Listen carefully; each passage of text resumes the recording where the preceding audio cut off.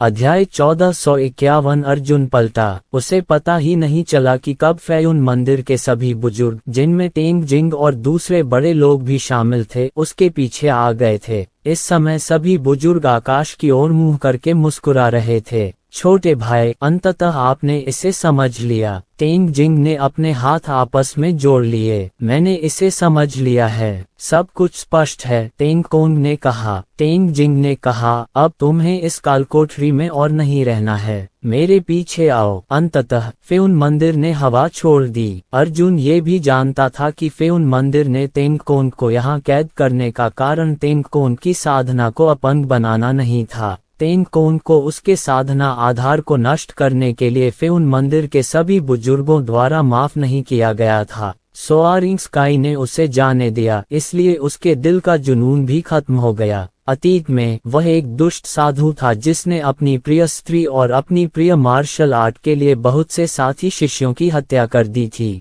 लेकिन अब Teng Kong ने ये सब छोड़ दिया था। अब उसके मन में कोई बुरी नीयत नहीं थी और न ही वो जिद्दी था। वो बस एक साधारण बुरा आदमी था जिसने अपने अतीत को भुला दिया था। किसी की साधना ऊंची है या नीची, ये सबसे महत्वपूर्ण बात नहीं थी। हालांकि उसने पहले भी इस बारे में सोचा था, फिर भी वह अपने पापों का प्रायश्चित करने का भाव रखता था। हालांकि तेंग जिंग और फेयुन मंदिर ने तेंग कोंग को उसके पापों के लिए नहीं, बल्कि तेंग कोंग के दिल में मौजूद तलवार के लिए पश्चाताप करवाया था। अर्जुन भी दिल की गहराइयों से आकाश में उड़ने को लेकर खुश था। आखिरकार उसने ये चिंता छोड़ दी। भविष्य में वह ऊंचा आकाश केवल बौद्ध धर्म पर ही केंद्रित होगा और वह केवल एक बूढ़ा व्यक्ति ही होगा जिसने बौद्ध धर्म का गहन अध्ययन किया हो। अर्जुन फेयुन मंदिर के सामने हाथ जोड़कर खड़ा हो गया। प्रणाम करने के बाद वह बेफिक्री से चला गया। अतीत में शियांगनान का बिजली पर कोई नियंत्रण नहीं था। उसके सभी हमले मुख्यतः एस्ट्रल क्यूई पर केंद्रित थे और बिजली की शक्ति केवल एस्ट्रल क्यूई की सतह पर तैरती हुई एक चीज थी। एस्ट्रल क्यूई की सतह पर चमकने वाली बिजली के गुणों को प्रदर्शित करने में असमर्थ थी। उदाहरण के लिए, एक फायर वेन मार्शल कलाकार ज्वाला की विशेषताओं को स्पष्ट और सजीवता से प्रदर्शित कर सकता है, जिससे शक्तिशाली भस्मीकरण प्रभाव उत्पन्न होता है।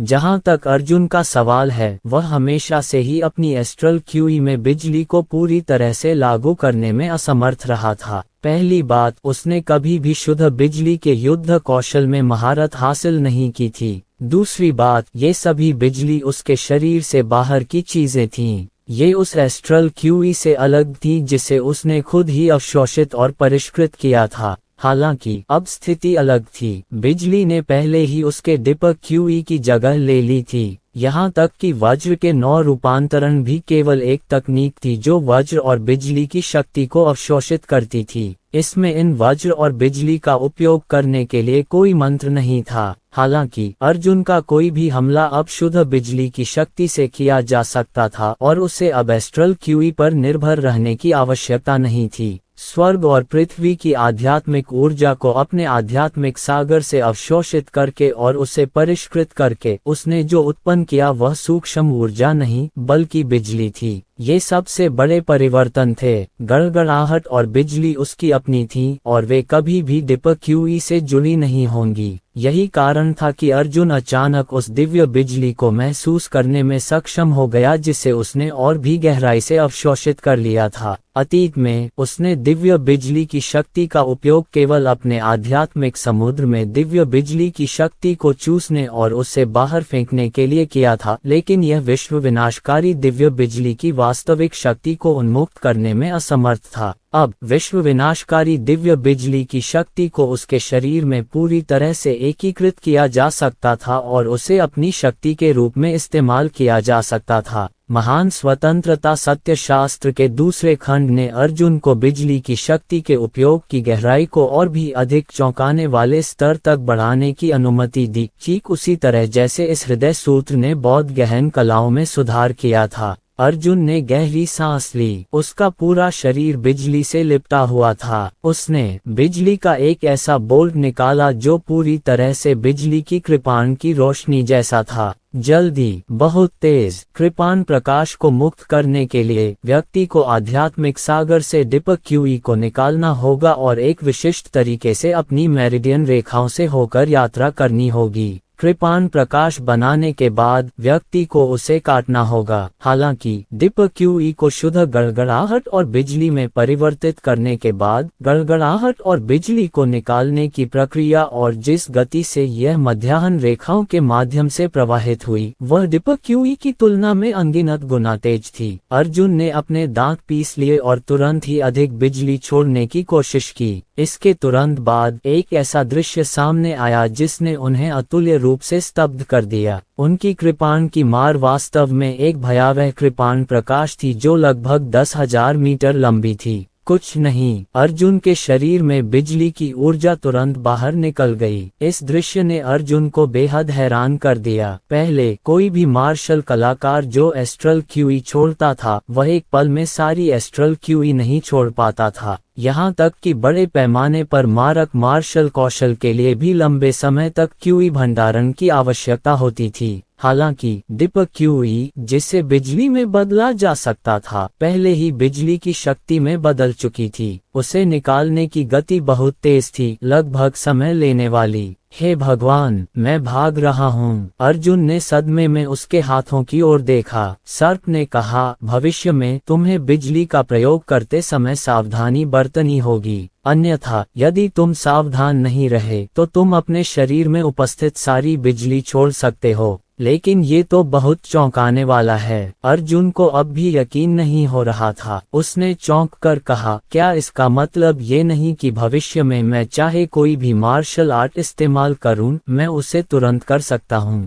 ये सबसे भयानक जगह थी। त्वरित मार्शल कौशल। कई वर्षों के बाद ये पहली बार था जब अर्जुन ने वास्तव में दिव्य ग्रेड लाइटनिंग मेरिडियन के लाभों का आनंद लिया था। ये वह क्षमता थी जो एक दिव्य ग्रेड लाइटनिंग मेरिडियन के पास होनी चाहिए। हाँ, मेरा आत्मविश्वास दोगुना हो गया है। चलो 6 सम्राटों की दुनिया में चलते हैं। अर्जुन ने अंतरिक्ष को तोड़ दिया और विशाल शून्य में प्रवेश किया। हालांकि शून्य में पहुंचने के बाद उसे अचानक कुछ ऐसा महसूस हुआ जो उसने पहले कभी महसूस नहीं किया था। लगता है कुछ और ही है। अर्जुन ने अपना सिर नीचे किया और बुदबुदाया, ये प्रकाश की बिजली की गति और शून्य में दिव्य बिजली से उत्पन्न शून्य की नई अनुभूति है। कैसा लग रहा है? बड़े सांप ने जल्दी से पूछा। मुझे नहीं पता, अर्जुन ने कहा। मुझे बस ऐसा लगता है कि इस शून्य में कुछ मौजूद है। शून्यता स्वयं कुछ नहीं का प्रतिनिधित्व करती थी। अंदर कुछ भी नहीं था, समय और स्थान सहित, जिनका कोई अस्तित्व नहीं था। हालांकि इस सिद्धांत के अनुसार मनुष्य का अंदर जीवित रहना असंभव था। शून्यता और शून्यता पूरी तरह से अलग अलग चीजें थीं। अंतरिक्ष के बिना मनुष्य अंदर नहीं रह पाएंगे। मनुष्य केवल उन्हीं जगहों में प्रवेश कर सकते हैं जहां अंतरिक्ष मौजूद हो। सैद्धांतिक रूप से वास्तविक शून्यता ऐसी चीज होनी चाहिए जहां मनुष्य न जा सके, ऐसी चीज जिसमें कोई वस्तु न घुस सके। यह ऐसा था जैसे कोई व्यक्ति चट्टान में छेद करना चाहता हो, लेकिन यह असंभव था। चट्टान के अंदर इंसानों के रहने के लिए कोई जगह नहीं थी। हालांकि मनुष्य वास्तव में ऐसे अंतहीन शून्य में प्रवेश करने में सक्षम थे। अर्जुन ने बड़े सांप के सामने इन विचारों का विश्लेषण किया और कहा, तो मैं यहाँ खड़ा हूँ और यह साबित करता हूँ कि शून्य में कुछ है। सर्प ने कहा, तुम शून्यता के अस्तित्व को महसूस कर सकते हो, जिसका अर्थ है कि तुम्हारा अनुमान सही है। लेकिन केवल तुम ही इसे क्यों महसूस कर सकते हो? मुझे लगता है कि यह शून्य वास्तविक शून्य नहीं है, यह एक अतिवेग स्थान है। अर्जुन ने कहा, हाइपरवेलोसिटी स्पेस क्या है? सर्प ने कहा, क्या तुम्हें अभी भी याद है कि शून्य लोक में मूल मालिक ने कहा था कि इस दुनिया में वास्तव में प्रकाश की गति से भी तेज कुछ है, लेकिन मनुष्य इसका पता लगाने में असमर्थ हैं। अर्जुन ने सिर हिलाया। मुझे याद है, दुनिया में सबसे तेज चीज प्रकाश की गति नहीं थी, बल्कि सबसे तेज गति जिसे मनुष्य पहचान सकता था वह प्रकाश की गति थी। इसका कारण ये था कि चाहे वह मानव आंख हो या गति का पता लगाने वाला कोई उपकरण, सबसे तेज चीज जो वे पता लगा सकते थे वह थी 600,000 किलोमीटर प्रति सेकंड की गति से चलने वाली वस्तु। चाहे चीजें कितनी भी तेज क्यों न हो, उनकी आंखें उन्हें नहीं देख पाएंगी और उनके पता लगाने वाले उपकरण उन्हें पकड़ नहीं पाएंगे। ऐसा लगता था मानो ब्रह्मांड मानव आंखों के लिए ही है। मानव आंखें केवल आकाश देख सकती थीं, लेकिन विशाल ब्रह्मांड में कुछ भी गहरा नहीं देख सकती थीं। इसलिए प्राचीन लोगों को लगता था कि आकाश सबसे ऊंचा है। हालांकि असल में ऐसा सिर्फ इसलिए था क्योंकि इंसान उसे देख नहीं सकते थे। अगर वे सचमुच उड़ान भरकर खोजबीन करते तो उन्हें एक ऐसा विशाल ब्रह्मांड मिलता जो उनकी कल्पना से भी परे होता। सर्प ने कहा, ये शून्य एक अति वेग स्थान है। भौतिक जगत इस गति को सहन नहीं कर सकता, इसलिए यहाँ कोई पदार्थ प्रकट नहीं हो सकता। लेकिन अब जब आपने प्रकाश की गति और शून्य की दिव्य बिजली के आधार पर शून्य के अस्तित्व को महसूस कर लिया है, तो मेरे पास एक साहसिक विचार है। अर्जुन ने पूछा, आप क्या सोचते हैं? सांप ने कहा, धमाका। हालांकि आप प्रकाश की गति से आगे नहीं बढ़ सकते, लेकिन आप पहले से ही शून्य को महसूस कर सकते हैं, है ना? जैसे अंतरिक्ष से टकराते हैं, वैसे ही शून्य को भी मारो, देखते हैं क्या होता है। अध्याय 1452। अर्जुन ने कहा, क्या ये बहुत साहसिक नहीं है? कौन जानता है कि टक्कर के बाद क्या होगा? क्या यह मुझे नष्ट कर देगा? सांप ने कहा, मुझे इसे किसी भी तरह आजमाना होगा, अन्यथा आपको एक नई क्षमता प्राप्त हो जाएगी। यदि आप इसे आजमाते नहीं हैं, तो क्या आपको जीवन भर इसका उपयोग नहीं करना पड़ेगा? अर्जुन ने दांत पीसते हुए कहा, धमाका। सांप एक पागल इंसान था। उसकी अमर प्रकृति के कारण उसे कभी मृत्यु का भय नहीं था, इसलिए उसे किसी भी चीज से लगभग कोई डर नहीं था।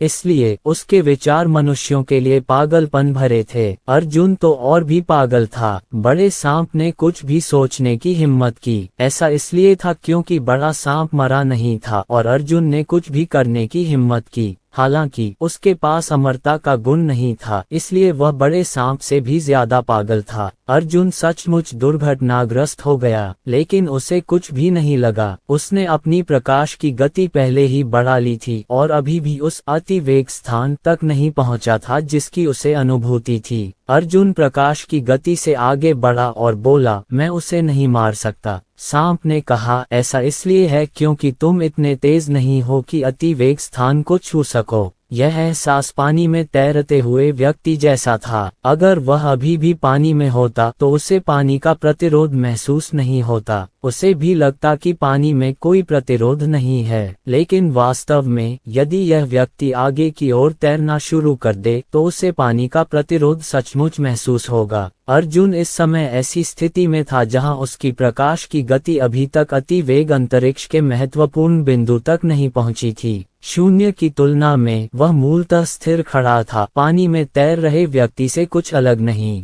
हमें क्या करना चाहिए? अर्जुन ने पूछा। सर्प ने कहा, शून्य दिव्य बिजली की शक्ति से तुम्हारी गति महाप्रकाश की गति तक नहीं पहुंच सकती। हालांकि तुम शून्य दिव्य बिजली का उपयोग करके महाप्रकाश की गति को थोड़ा बढ़ा सकते हो और उसे धीमा कर सकते हो। लगभग प्रकाश की गति और अतिप्रकाश की गति में बस थोड़ा सा अंतर था। बेशक हाइपरलाइट की गति बढ़ाने के लिए अनंत जगह हो सकती है। शायद ऐसी चीजें भी हों जो प्रकाश की गति से 2 गुना तेज हों, या 20 गुना तेज हों, या 200 गुना तेज हों। हालांकि सैद्धांतिक रूप से कहें तो जब तक ये प्रकाश की गति से एक छोटे से बिंदु से अधिक हो जाता है, तब तक ये माना जा सकता है कि यह प्रकाश की अति गति के क्षेत्र में प्रवेश कर चुका है। अर्जुन पहले से ही स्पष्ट रूप से महसूस कर सकता था कि अति वेग स्थान का अस्तित्व ही शून्य था। वह प्रकाश की गति से आगे बढ़ता रहा और फिर शून्य दिव्य बिजली की शक्ति को अंतरिक्ष में खींचने के लिए एकत्रित किया।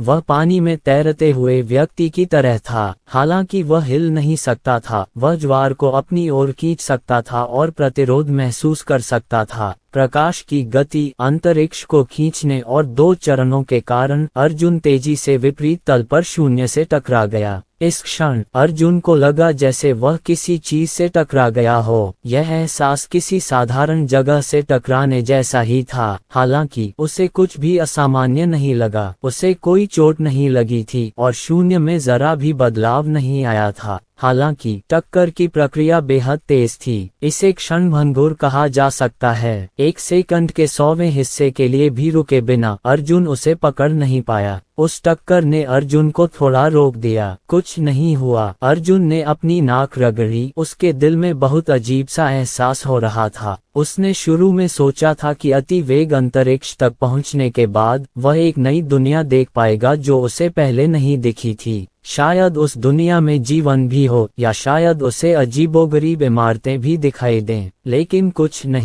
नहीं। हालांकि अर्जुन की बिजली की ऊर्जा की खपत बहुत भयानक थी। अति वेग अंतरिक्ष से उसकी जोरदार टक्कर का नतीजा ये हुआ कि उसने अपनी 2/3 बिजली की ऊर्जा एक पल में ही खत्म कर दी। ये बहुत ही अतिशयोक्तिपूर्ण उपभोग है, सर्प ने कहा। शायद शून्य में हम इस टक्कर के प्रभाव को महसूस नहीं कर पा रहे हैं। चलो मनुष्यों की भौतिक दुनिया में जाकर देखें। अर्जुन प्रकाश की गति से आगे बढ़ता रहा। 6 सम्राटों की दुनिया के स्थान पर पहुंचकर वह उसमें जा टकराया। इस बार वह जिस मुख्य दिशा में प्रकट हुआ वह अभी भी दानव सम्राट महाद्वीप में थी। उसे पहले छोटी चिड़िया को उठाना था। जब अर्जुन ने अपनी पूरी गड़गड़ाहट की शक्ति पुनः प्राप्त कर ली तो सर्प ने कहा, अब प्रयास करो। इस बार अर्जुन ने लापरवाही बरतने की हिम्मत नहीं की। यहाँ पहले से ही सामान्य हवा और जगह थी। अगर वह प्रकाश की गति से आगे बढ़ता तो निश्चित रूप से उसके शरीर को गंभीर चोटें लगतीं। त्वरण सरणी के साथ आगे बढ़ने पर ही वह तुरंत चोटों से बच पाता। हालांकि ये केवल कुछ समय के लिए ही था। अगर वह प्रकाश की गति तक पहुंचने के लिए त्वरण सरणी का उपयोग करता तो उसे आगे बढ़ने में बहुत समय लगता। त्वरण सरणी की ऊपरी सीमा तक पहुंचने के बाद अर्जुन त्वरण सरणी की सुरक्षा छोड़ देता। वह अभी भी अंतरिक्ष और हवा को रगड़ने के लिए प्रकाश की गति का उपयोग करता और यहाँ तक कि खुद को भी मूल कणों से रगड़ सकता था। सर्प भी यह बात जानता था और उसने कहा, प्रकाश की गति में प्रवेश करते समय अंतरिक्ष को खींचने के लिए कम समय का उपयोग करो। अर्जुन ने गहरी सांस ली और फिर कोशिश की। मुहर बनाने के बाद उसने तेजी से प्रकाश की गति बढ़ा दी और अंतरिक्ष को खींचने के लिए शून्य दिव्य बिजली की शक्ति का उपयोग किया। टक्कर हुई, एक और टक्कर। हालांकि इस बार भी अर्जुन ने कुछ भी अजीब नहीं देखा, यहाँ तक कि कोई स्थानिक दरार भी नहीं देखी।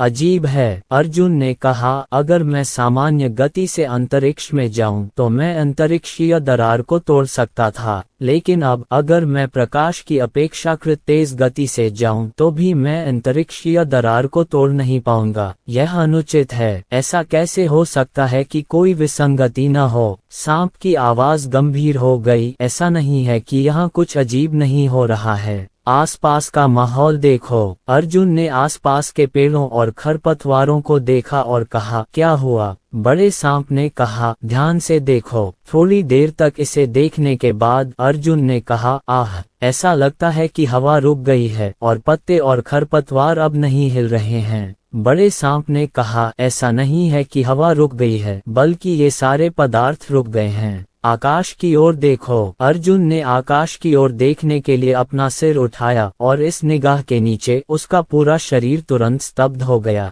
हवा में मंडराते पक्षियों के झुंड को गतिहीन कहा जा सकता है। दरअसल सटीक रूप से कहें तो पक्षी अभी भी गति कर रहे थे, लेकिन उनकी गति बेहद धीमी थी। ऐसा लग रहा था मानो वे अभी भी गति कर रहे हों। अर्जुन ने ठंडी हवा में सांस ली, लेकिन जल्द ही पक्षी पुनः आजाद हो गए और आकाश में उड़ने लगे। अर्जुन ने सामान्य दुनिया को घूरते हुए कहा, आखिर हुआ क्या? सर्प ने कहा, तुम्हारी अभी हुई टक्कर ने प्रकाश की गति के लिए एक जाल तैयार कर दिया है, जिससे तुम प्रकाश की अति गति के क्षेत्र में प्रवेश कर सकोगे। अर्जुन दंग रह गए और बोले, हालांकि हाइपरवेलोसिटी स्पेस के साथ मेरी टक्कर बहुत कम समय के लिए थी। मैं 1 सेकंड के 100वें हिस्से तक भी नहीं पहुंच पाया, लेकिन मेरे आसपास की चीजें कम से कम 5 से 6 सेकंड के लिए रुक गईं। यदि समय को सचमुच मैंने रोक दिया है तो ये केवल 1 सेकंड के 100वें भाग या अधिकतम 1 सेकंड के 1000वें भाग के लिए ही रुक सकता है।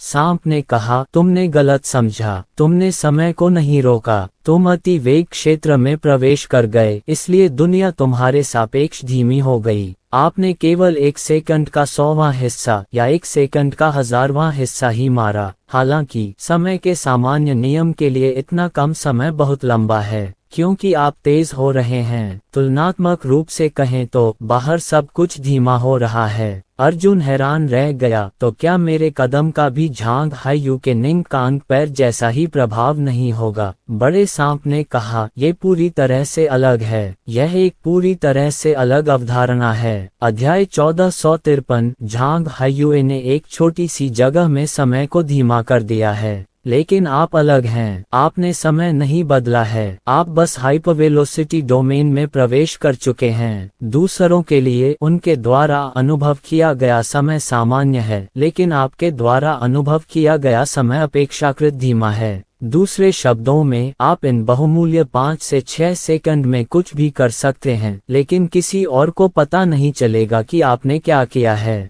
अर्जुन ने अपना मुंह खोला, लेकिन एक शब्द भी नहीं बोल सका। प्रकाश गति जाल। दूसरे शब्दों में, झांग हायू केवल एक निश्चित समय के लिए ही धीमा हो सकता था, लेकिन एक बार जब अर्जुन अतिवेग क्षेत्र में प्रवेश कर गया तो इसका मतलब था कि वह दुनिया में समय के नियमों से अनजान था। पूरी दुनिया रुक गई। बिग स्नैक ने आगे बताया, सिद्धांततः अगर अर्जुन प्रकाश गति जाल को कई 100 वर्षों तक बढ़ा सके, बाहरी लोगों की नजर में 1 सेकंड पहले अर्जुन ठीक था, लेकिन अगले ही सेकंड में वह अचानक अपने जीवन के अंतिम वर्षों में एक बुरा आदमी बन सकता था। ये चाल बहुत ही क्रूर थी। उसने तो सीधे सीधे महान समय के नियमों का उल्लंघन कर दिया। लेकिन तभी बड़े सांप ने अर्जुन पर ठंडे पानी का एक कटोरा उंडेल दिया। उसने कहा, फिर भी तुम बाइहे को नहीं हरा सकते। बाय उसकी अपनी किस्मत है। हो सकता है कि वह तुम्हारे प्रकाश गति जाल को रोक सके, लेकिन अगर वह प्रकाश गति जाल को नहीं रोक पाया तो भी तुम उसे मार नहीं पाओगे।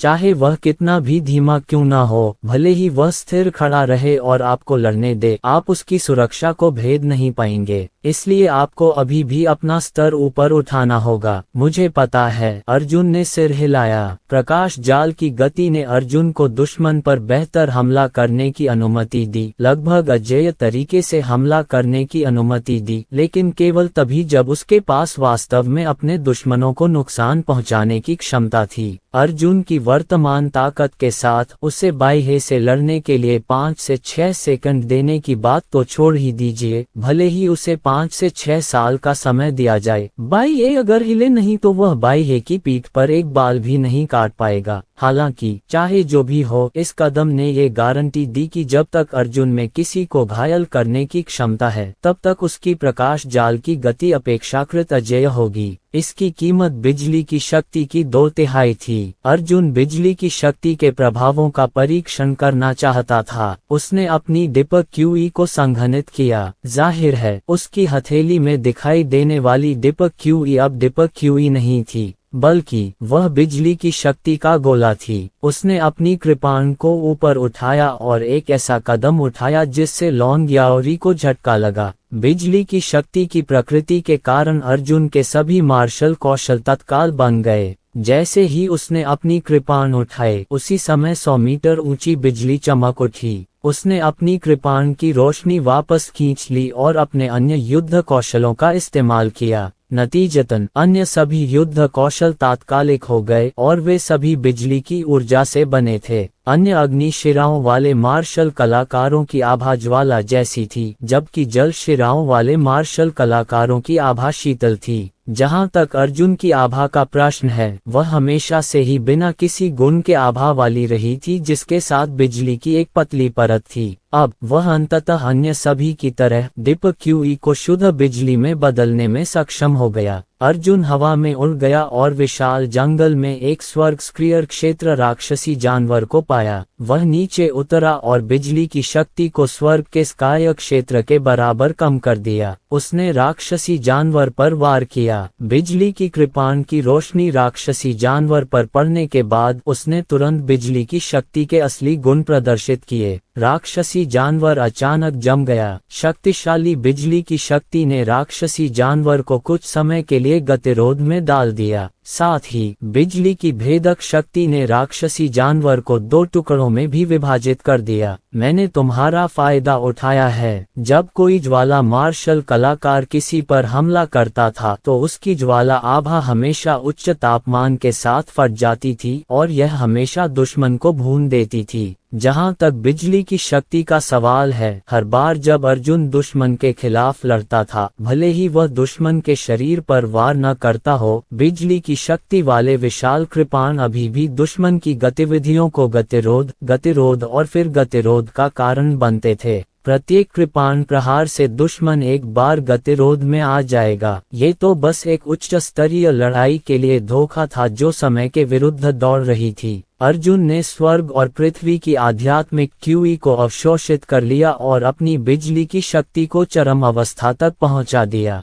तभी वह गहन सर्प क्षेत्र की ओर उड़ चला, जहां सर्प कन्या निवास करती थी। ब्लैक स्नेक के क्षेत्र में पहुंचने के बाद अर्जुन को एक ऐसी खबर का पता चला जिसने उसे लगभग अपनी विवेकशीलता खो देने पर मजबूर कर दिया। छोटी चिड़िया चोरी हो गई। काली तीक्ष्ण दानव गुफा में अर्जुन के प्रदर्शन ने दानव सम्राट के विचारों को पूरी तरह से झकझोर दिया, जिससे दानव सम्राट इस समय झिझक रहा था। उसे समझ नहीं आ रहा था कि उसे उत्तरी सम्राट के साथ शामिल होना चाहिए या नहीं, इसलिए उसने उत्तरी सम्राट को 6 महीने का विचार विमर्श काल दिया। इस बात से प्रकृति संप्रदाय बहुत नाराज हो गया। उन्हें एहसास हुआ कि वे अर्जुन के प्रति कुछ ज्यादा ही दयालु थे। उन्हें काली तीक्ष्ण दानव गुफा की ओर जाने से पहले अर्जुन को मार देना चाहिए था। हालांकि अर्जुन दानव सम्राट के हमले से चकनाचूर हो गया, जिससे उनके पास अपनी घृणा व्यक्त करने के लिए कोई जगह नहीं बची। इसलिए उन्होंने अपनी प्रचंड लपटें उस छोटी चिड़िया पर डाल दीं। उस समय सर्प कन्या और उसके कुल के सभी महान बुजुर्ग अभी भी काली तीक्ष्ण दानव गुफा में थे, जबकि प्रकृति संप्रदाय के लोगों ने सर्प कन्या के स्वर्ण महल में घुसने का अवसर लिया।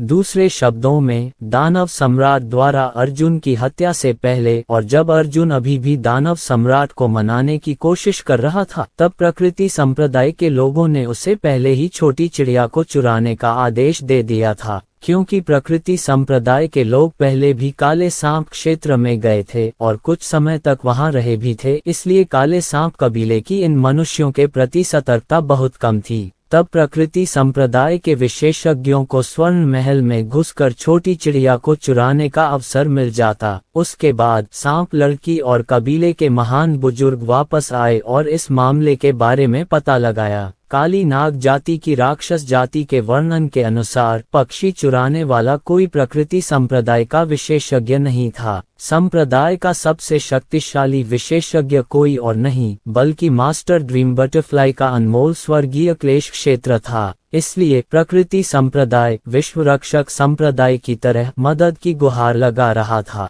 विश्व रक्षक संप्रदाय के तेज तर्रार योद्धा स्वयं उस छोटी चिड़िया को ले जाएंगे। सांप लड़की ने अपराध बोध से कहा, मुझे आपके छोटे पक्षी की रक्षा न कर पाने के लिए खेद है। मैं बहुत लापरवाह थी। मुझे लगा कि उन्हें उस छोटे राक्षस में ज्यादा रुचि नहीं है। अर्जुन ने एक शब्द भी नहीं कहा, लेकिन उसकी अभिव्यक्ति अत्यंत बदसूरत हो गई। सांप कन्या बोली, एक और बात है, मुझे आशा है कि जब तुम इसे देखोगे तो तुम गिर नहीं पड़ोगे। जब उन्होंने पक्षी चुराया था तो आपको राक्षस सम्राट द्वारा दूर नहीं भेजा गया था, इसलिए उन्हें नहीं पता था कि आप पर राक्षस सम्राट द्वारा हमला किया जाएगा। इसलिए जब वे छोटी चिड़िया को ले गए तो उन्होंने एक प्रतिशोधात्मक वस्तु पीछे छोड़ दी। इसे सामने लाओ, अर्जुन ने कहा। सांप लड़की ने कहा, मुझे लगता है कि बेहतर होगा कि तुम इसे न देखो। मुझे डर है कि तुम इसका सामना नहीं कर पाओगे। अर्जुन ने उदास चेहरे के साथ कहा, मैं इसे संभाल सकता हूँ।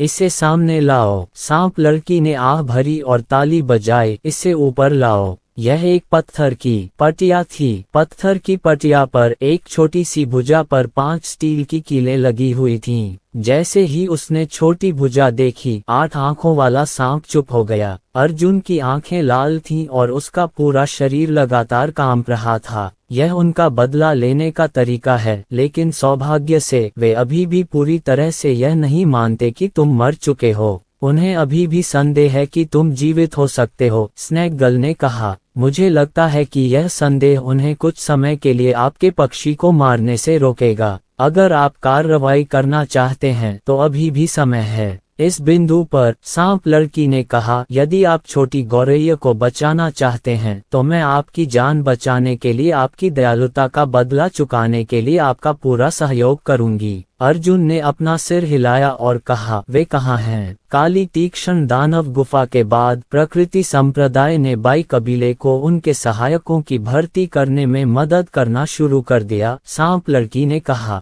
उनका पहला लक्ष्य रिलीफ सेक्ट को अपने शिविर में शामिल होने के लिए राजी करना है। अध्याय 1454 सर्प कन्या ने कहा, आप जानते हैं विश्व रक्षक संप्रदाय हमेशा से प्रकृति संप्रदाय से जुड़ा रहा है, लेकिन हम उनके शिविर को नहीं जानते। इस बार मुझे डर है कि रिलीफ सेक्ट अपनी संप्रदाय की ताकत का उपयोग करके नेचर सेक्ट की पूरी ताकत से मदद करने का मन बना लेगा। यदि समय सही है तो प्रकृति संप्रदाय के सर्वोच्च नेता को विश्व रक्षक संप्रदाय के मुख्यालय में होना चाहिए। मैं समझ गया। अर्जुन आश्चर्यजनक रूप से चुप रहा। उसने केवल विश्व रक्षक संप्रदाय की दिशा पूछी और फिर मुड़कर चला गया। मैं तुम्हारी मदद कर सकती हूँ। सर्प कन्या उसके पीछे दौड़ी। हालांकि विश्व रक्षक संप्रदाय एक मानव शक्ति है, फिर भी मुझे लगता है कि उनसे निपटने में तुम्हारी मदद करना मेरी जिम्मेदारी है। कोई जरूरत नहीं। अर्जुन उड़ता रहा। सांप कन्या ने कहा, तुम अकेले ही राहत संप्रदाय में प्रवेश करना चाहते हो? कम से कम यह एक सुपर संप्रदाय तो है। इसके अंदर 10 से कम स्वर्गीय क्लेश क्षेत्र विशेषज्ञ नहीं हैं और सैकड़ों मार्शल संत विशेषज्ञ भी हैं। आपकी ताकत के साथ वहां जाना पूरी तरह से मृत्यु की इच्छा होगी। अर्जुन अचानक रुक गया। उसने मुड़कर स्नैक गर्ल को उदासीनता से देखा। यह मेरी निजी दुश्मनी है, मुझे इसे खुद ही सुलझाना होगा। तुम वापस जा सकती हो। लेकिन सांप लड़की कुछ और कहना चाहती थी, लेकिन अर्जुन पहले ही उड़ चुका था। उसने अर्जुन की आंखों में उसके जाने से पहले के भाव देखे। वह नजर बहुत ठंडी थी, मौत जैसी ठंडी। अर्जुन ने छोटी गौरैया के टूटे हाथ को गले लगाया और बिना कुछ कहे उड़ गया। इस समय बड़े सांप की भी अर्जुन से बात करने की हिम्मत नहीं हुई। वह जानता था कि अर्जुन टूटने के कगार पर है और किसी भी क्षण पागल हो सकती है। इस समय अर्जुन से बात करने से संभवतः वह अपना दिमाग खो देगा और सबसे चरम काम कर बैठेगा। दरअसल अर्जुन अब प्रकृति संप्रदाय से उलझने का इरादा नहीं रखता था। झांग हायू को नष्ट करने और मास्टर ड्रीम बटरफ्लाई से मिलने के बाद वह अब प्रकृति संप्रदाय का पीछा करने के लिए तैयार नहीं था। उस समय उसने सोचा कि उसने पहले ही छोटी चिड़िया को वापस ले लिया है और उसका अगला सबसे महत्वपूर्ण कार्य महीने की शुरुआत में दानव सम्राट को ढूंढना था। लेकिन अब रिलीफ सेक्ट ने बार बार अर्जुन की निचली रेखा को छुआ था, उसकी निचली रेखा को जमीन पर फेंक दिया था और हिंसक रूप से उसे रौंद दिया था। पक्षी चुराने वाले रिलीफ सेक्ट के विशेषज्ञ थे। वे नेचर सेक्ट की तरह ही अक्षम्य थे। अर्जुन ने कुछ नहीं कहा, वह बस उड़ रहा था। उसने अपनी स्थानिक छलांग लगाने की क्षमता का भी इस्तेमाल नहीं किया, बस चुपचाप उड़ रहा था। शायद वह सोच रहा था, शायद वह अपने दिल में उस क्रोध को दबाने की पूरी कोशिश कर रहा था जो टूटने ही वाला था। विश्व रक्षक संप्रदाय दक्षिणी सम्राट महाद्वीप में स्थित था। सैद्धांतिक रूप से ये दक्षिणी सम्राट की सेनाओं का हिस्सा था, लेकिन वास्तव में ये हमेशा तटस्थता की सीमा पर रहा था। ये केवल दक्षिणी सम्राट के पक्ष में झुका हुआ था। दक्षिणी सम्राट का रिलीफ सेक्ट के प्रति रवैया भी काफी अस्पष्ट था। कभी कभी वह कुछ सलाह देते थे और ज्यादातर उसे अपनी शक्ति के दायरे में एक सहयोगी के रूप में ही देखते थे। दक्षिणी सम्राट की समस्त शक्तियों की तुलना में विश्व रक्षक संप्रदाय के पास दक्षिणी सम्राट की शक्ति का 1% भी नहीं हो सकता। हालांकि अर्जुन के लिए यह पहले से ही काफी भयावह था। वहां 10 से अधिक स्वर्गीय क्लेश क्षेत्र विशेषज्ञ और कई 100 मार्शल संत थे। साथ ही वहां प्रकृति संप्रदाय के सर्वोच्च नेता भी मौजूद थे। साथ ही प्रकृति संप्रदाय के कई विशेषज्ञ भी मौजूद थे। 6 महासंप्रदाय 4 मानव सम्राटों के बाद दूसरे स्थान पर थे तथा उनकी स्थिति अडिग थी। अर्जुन अभी भी उड़ रहा था और दानव सम्राट सागर तक पहुंच चुका था। अगर वह उड़ता रहा तो वह मानव लोक में प्रवेश कर जाएगा। उस समय पूरी दुनिया अर्जुन की खोज कर रही थी और उसे अनगिनत अवरोधों का सामना करना पड़ा। अंततः दानव सम्राट सागर की सीमा पर, जहां वह पश्चिमी सम्राट महाद्वीप के क्षेत्र में कदम रखने वाला था, अर्जुन रुक गया। उसने कुछ नहीं कहा, बस चुपचाप हवा में तैरता रहा। सर्प ने आह भरी और कहा, क्या तुम ताई दिव्य कला का उपयोग करना चाहते हो? अर्जुन ने अपना सिर हिलाया, पर्याप्त नहीं। ताई दिव्य तकनीक द्वारा निर्मित कृपाण प्रकाश केवल मार्शल संत स्तर तक ही पहुंच सकता था, इसलिए इसे हाउटियन दर्पण द्वारा अवशोषित नहीं किया जा सकता था। अगर वह अपने अवतार का इस्तेमाल करके कृपाण की रोशनी को गुप्त रूप से संघनित करता तो यह संभव नहीं होता।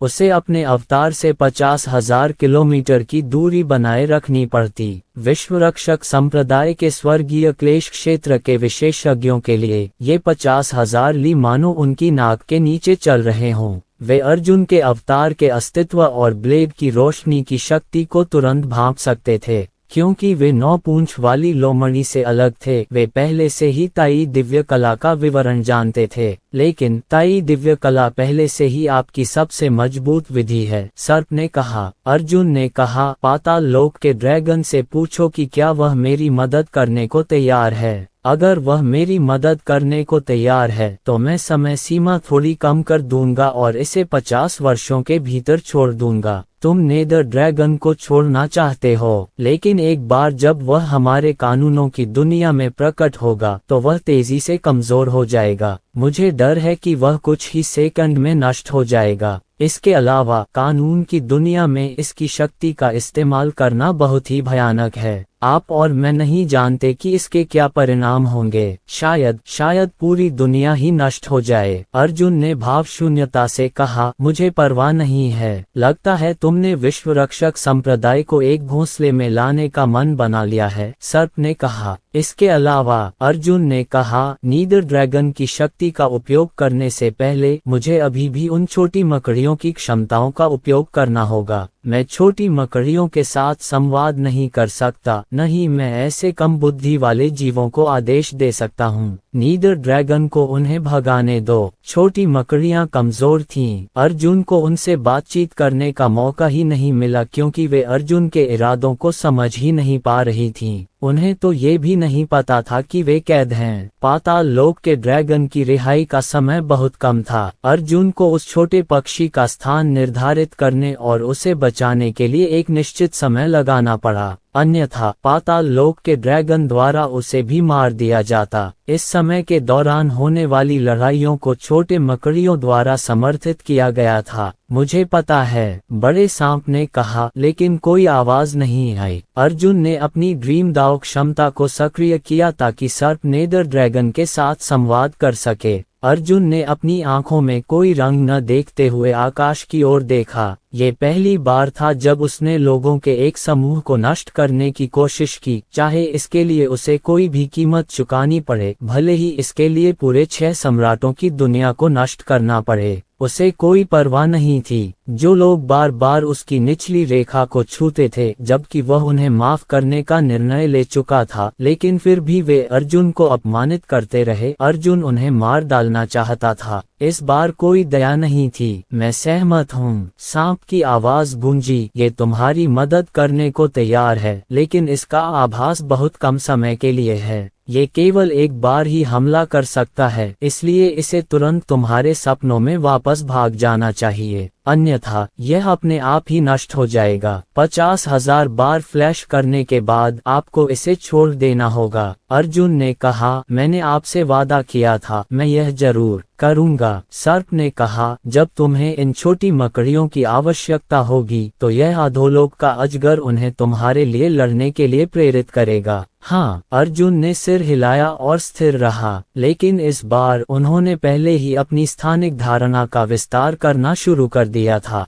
पश्चिमी सम्राट महाद्वीप की सीमा दक्षिणी सम्राट महाद्वीप से लगती थी और उनके बीच की दूरी विशेष रूप से अधिक नहीं थी। अर्जुन की स्थानिक छलांग का सटीक स्थान 100,000 किलोमीटर की त्रिज्या थी, जो केवल 100,000 किलोमीटर दूर थी। दुनिया के सभी मार्शल आर्टिस्ट अर्जुन की तलाश में थे। शायद उन्हें अर्जुन के दानव सम्राट द्वारा मारे जाने का राज पता नहीं था, इसलिए ये तलाश अभी भी जारी थी। अर्जुन का समय सीमित था। जब वह बेतरतीब ढंग से दक्षिणी सम्राट महाद्वीप पर पहुंच गया तो दुनिया को बचाने वाले संप्रदाय का सटीक पता लगाने के लिए उसके पास बहुत कम समय बचा था। अध्याय 1455 अर्जुन ने यादृच्छिक स्थानिक छलांग की अवधि को 6 करोड़ किलोमीटर तक बढ़ा दिया। ये व्यवहार अभी भी बहुत खतरनाक था। वह पश्चिमी सम्राट महाद्वीप में स्थित था और उसने जो 60 मिलियन मील की यात्रा की थी उससे उसके दक्षिणी सम्राट महाद्वीप उत्तरी सम्राट महाद्वीप पर कूदने की बहुत संभावना थी, और कूदने के लिए सबसे खतरनाक जगह अंतहीन जंगल था। अंतहीन जंगल एक ऐसी जगह थी जहां खतरे के क्षेत्र का सटीक अनुमान लगाना असंभव था।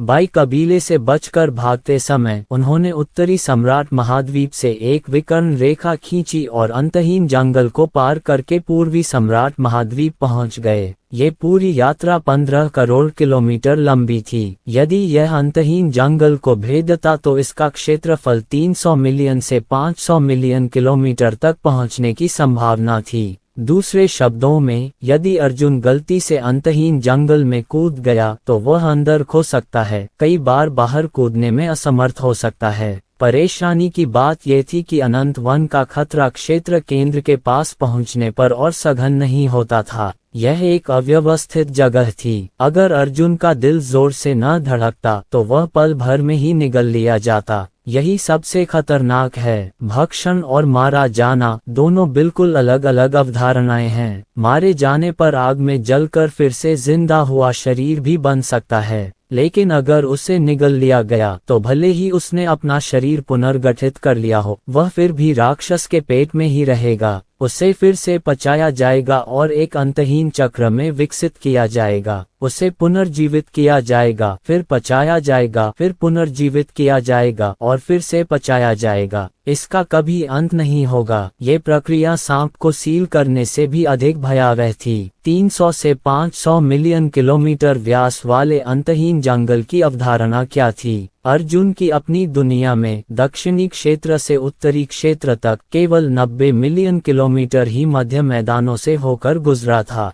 एक अंतहीन जंगल उस पूरी दुनिया से कई गुना बड़ा था जहां अर्जुन रहता था। जहां तक अर्जुन का प्रश्न है, उसकी स्थानिक छलांग की सीमा लगभग 100 मिलियन किलोमीटर थी और उसे इसे समझने में बहुत अधिक समय लगेगा। अर्जुन ने गहरी सांस ली और अंततः अपनी पहली यादृच्छिक 60 मिलियन मील की स्थानिक छलांग लगाए। दुर्भाग्य के देवता ने अंततः अर्जुन को जाने दिया। छलांग लगाने के इस पहले प्रयास ने उसे दक्षिणी सम्राट महाद्वीप तक पहुंचने में मदद की। आकाश में तारों में हो रहे बदलावों के अनुसार उसे पता था कि वह दक्षिणी सम्राट महाद्वीप और अंतहीन जंगल की सीमा पर है। सौभाग्य से यह स्थान निर्जन था, इसलिए वह कूदना जारी रख सका। उसने दक्षिणी सम्राट महाद्वीप का एक स्थलाकृतिक मानचित्र निकाला। विश्वरक्षक संप्रदाय दक्षिणी सम्राट महाद्वीप के उत्तरी भाग में अनंत वन के निकट अनंत वन से 8 लाख किलोमीटर दूर स्थित था।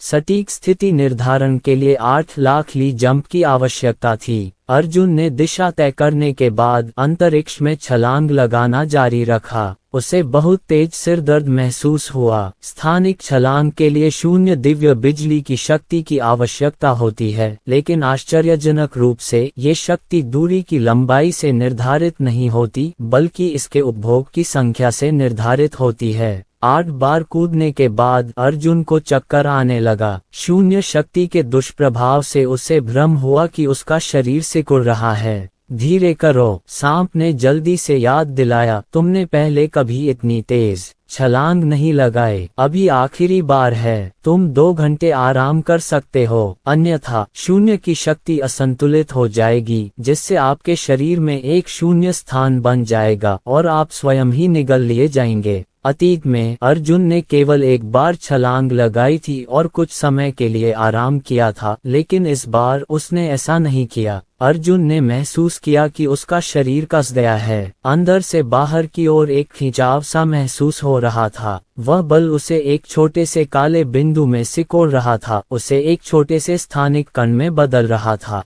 अर्जुन ने न तो आराम किया न ही छलांग लगाए, बल्कि वह सीधे उड़ गया। 1,00,000 ली के अंत में कूदने की कोई आवश्यकता नहीं थी। वह रात के आकाश में चमकती हुई एक चमकदार रोशनी की किरण में बदल गया। यह एक साधारण कार्य था जिसने अनगिनत शत्रुओं को आकर्षित किया। दक्षिणी सम्राट महाद्वीप के विशाल क्षेत्र में बहुत सारे मार्शल आर्ट विशेषज्ञ थे और सभी ने व्हाइट रिवर द्वारा जारी समाचार के अनुसार अर्जुन की सूक्ष्म ऊर्जा उतार चढ़ाव विशेषता का जल्दी से विश्लेषण किया। हालांकि उसकी डिपक्यू बिजली की ऊर्जा में बदल गई थी, फिर भी उसके गुणों में उतार चढ़ाव वैसा ही रहा। ये किसी व्यक्ति के फिंगरप्रिंट जैसा था। यह अर्जुन द्वारा सीखी गई साधना पद्धति और युद्ध कौशल से विकसित हुआ था, जब तक कि अर्जुन ने उसकी साधना को अपंग नहीं कर दिया और बॉडी टेम्परिंग क्षेत्र से शुरू करके फिर से साधना शुरू नहीं कर दी। हर कोई अर्जुन का सिर चाहता था।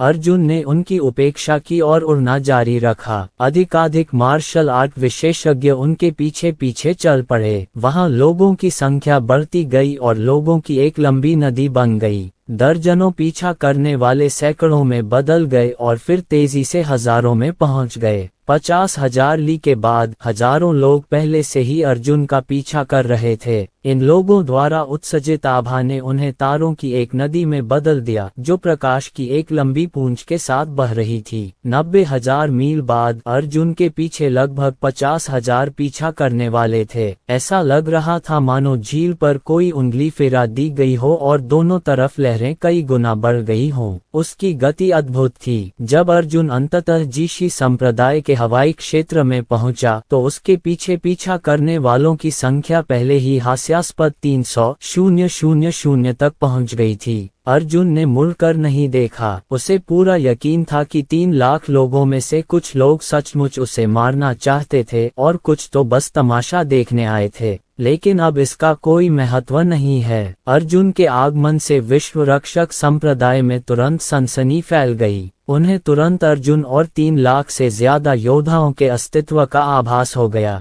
पहले तो विश्व रक्षक संप्रदाय को ये सोचकर आश्चर्य हुआ कि यह अर्जुन का पीछा करने वाले लोग थे। हालांकि जब उसने देखा कि अनगिनत मार्शल कलाकार जीशी संप्रदाय के हवाई क्षेत्र के बाहर छिपे हुए थे, तो उसे पता चल गया कि वे अर्जुन का पीछा कर रहे थे। अर्जुन जमीन पर उतरा, जीशी संप्रदाय के संप्रदाय में उतरा। दोनों ओर अनगिनत इमारतें थीं और अनेक संप्रदाय के अनुयायी बाहर निकल आए थे, जिन्होंने अर्जुन को समुद्र की तरह घेर लिया था। स्वर्ग से परे 3,00,000 लोगों ने बिजली की झील को पार करने की हिम्मत नहीं की। कुछ लोग कोस रहे थे, कुछ पछता रहे थे, लेकिन वे सभी जानते थे कि भले ही वे अर्जुन को मारने के लिए उसका पीछा करने की हिम्मत नहीं जुटा पाए, लेकिन अर्जुन आज मरने के लिए अभिशप्त था। जीशी संप्रदाय की चौड़ी सड़क पर अर्जुन भाव शून्य था। ठंडी हवा में केवल उसकी पीठ पर टंगी विशाल चांदी की कृपाण ही उसका साथ दे रही थी। वह चल रहे थे और विश्व रक्षक संप्रदाय के शिष्य हमेशा उनके चारों ओर चल रहे थे।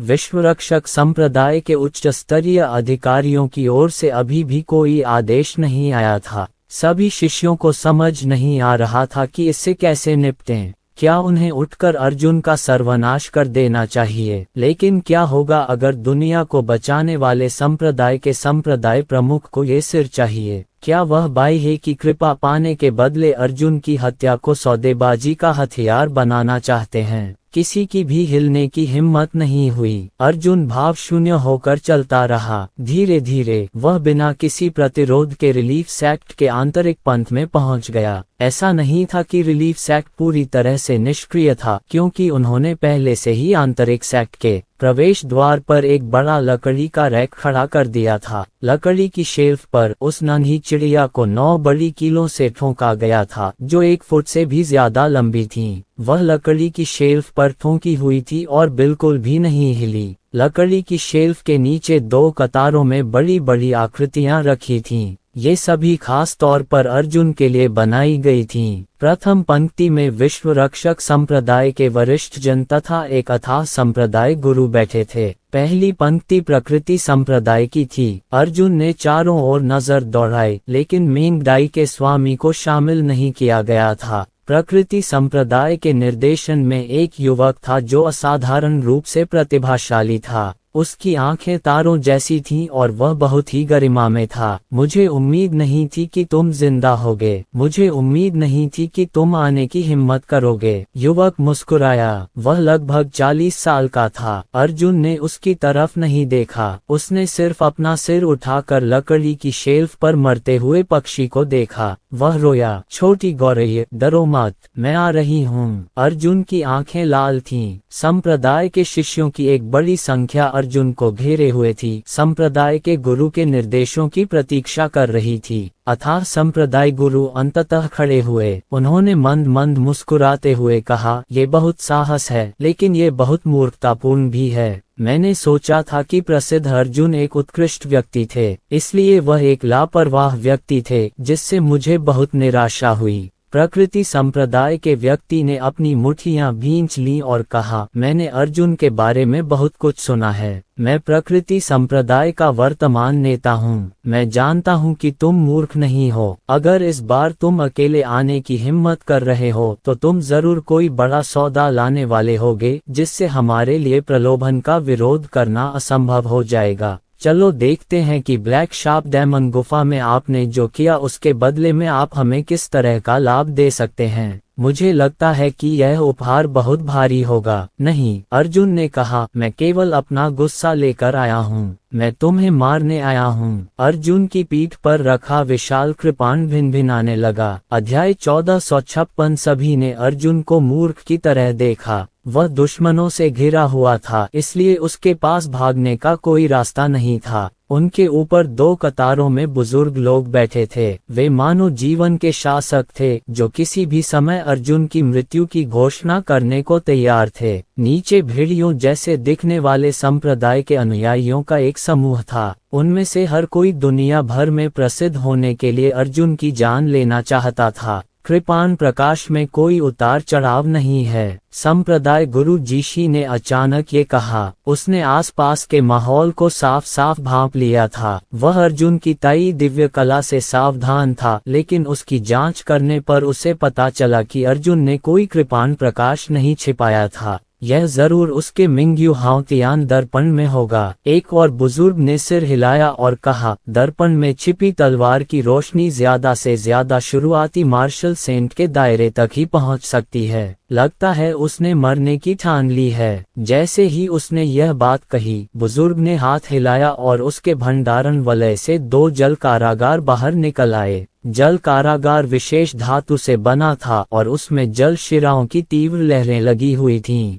ठंडी हवा भयावह थी। इसका उपयोग अर्जुन के कमर पर कटाव के बाद उसके शरीर को कैद करने के लिए किया गया था। अर्जुन ने अनुमान लगाया कि उसके और छोटी गौरैया के बीच की दूरी लगभग 1000 मीटर थी। ये दूरी पल भर में पार की जा सकती थी, लेकिन जीशी संप्रदाय के बुजुर्ग भी उसे पल भर में रोक सकते थे। उस नन्हे पक्षी के चारों ओर एक डिप स्पिरिट बैरियर लिपटा हुआ था। अगर उसे प्रकाश की गति से काटा जाए तो उस बैरियर को पार करने में लगभग 10 सेकंड लगेंगे। जहां तक प्रकाश जाल की गति का सवाल है, यह ज्यादा से ज्यादा 5 से 6 सेकंड तक ही चल सकती थी। इसे 5 सेकंड ही मान लीजिए, लेकिन ये समय भी पर्याप्त नहीं था। तुम्हारे पास जाने का सिर्फ एक ही रास्ता है, सांप ने कहा। तुम उठते ही प्रकाश का जाल नहीं छोड़ सकते। तुम्हें पहले उस छोटी चिड़िया तक पहुंचना होगा और कुछ ही सेकंड में अवरोध को तोड़ना होगा, लेकिन यह संभव नहीं लगता।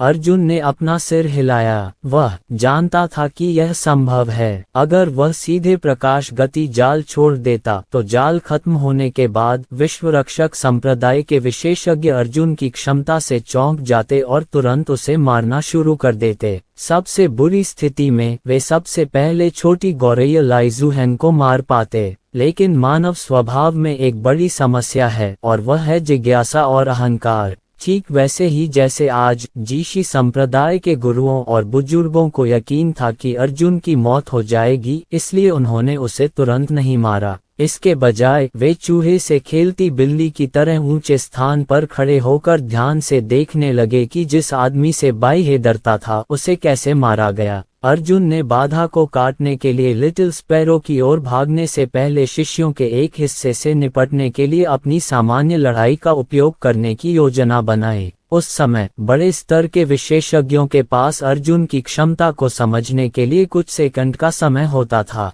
फिर जब वह सफल होने ही वाला होता तो वे उसे मौत के घाट उतार देते। ये और भी दिलचस्प होता। जाहिर है ये सब अर्जुन की अपनी कल्पनाएं थीं। ये साकार होंगी या नहीं ये तो भाग्य पर ही निर्भर था। क्या तुम्हें पता है कि तुम कहाँ मरे? प्रकृति संप्रदाय के व्यक्ति ने कहा, तुम बहुत भावुक होकर मरते हो। तुम्हारी भावनाएं तुम्हें हमेशा लापरवाह बना देती हैं। ये लापरवाही तुम्हें बहुत कमजोरियां देती हैं। पहले आप अपनी शक्तिशाली ताकत का उपयोग इस कमी को पूरा करने के लिए कर रहे थे, लेकिन अब विश्व रक्षक संप्रदाय में आपकी ताकत का लाभ गायब हो गया है, इसलिए आप बिना किसी संदेह के मर जाएंगे। अर्जुन को गुस्सा नहीं आया, बल्कि वह हंसने लगी। इस समय वह सबसे अधिक जो सुनना चाहता था वह था शत्रु की श्रेष्ठता की भावना और उपदेश। जितना अधिक ऐसा हुआ उतनी ही अधिक संभावना थी कि दुश्मन उसे चिढ़ाएगा, और उतनी ही अधिक संभावना थी कि वह 4 से 5 सेकंड के अंतराल को भरने में सक्षम नहीं होगा। अर्जुन ने अपना दाहिना हाथ उठाया और विशाल कृपाण भिनभिनाती हुई ऊपर उड़ गई। उसने उसे पकड़ लिया। यह एक संकेत है। विश्वरक्षक संप्रदाय के संप्रदाय नेता ने भी अपना हाथ हिलाया और कहा, ऐसा करो। उसे इस बात का डर नहीं था कि उसके शिष्य अर्जुन को मार डालेंगे। ये शिष्य अर्जुन को मारने के लिए काफी नहीं थे, जो आग में तपने के बाद भी जिंदा हो सकती थी। उसने इंतजार किया और अर्जुन पर आखिरी घातक वार करने ही वाला था। उससे पहले वह देखना चाहता था कि अर्जुन की ताकत कितनी अनोखी है।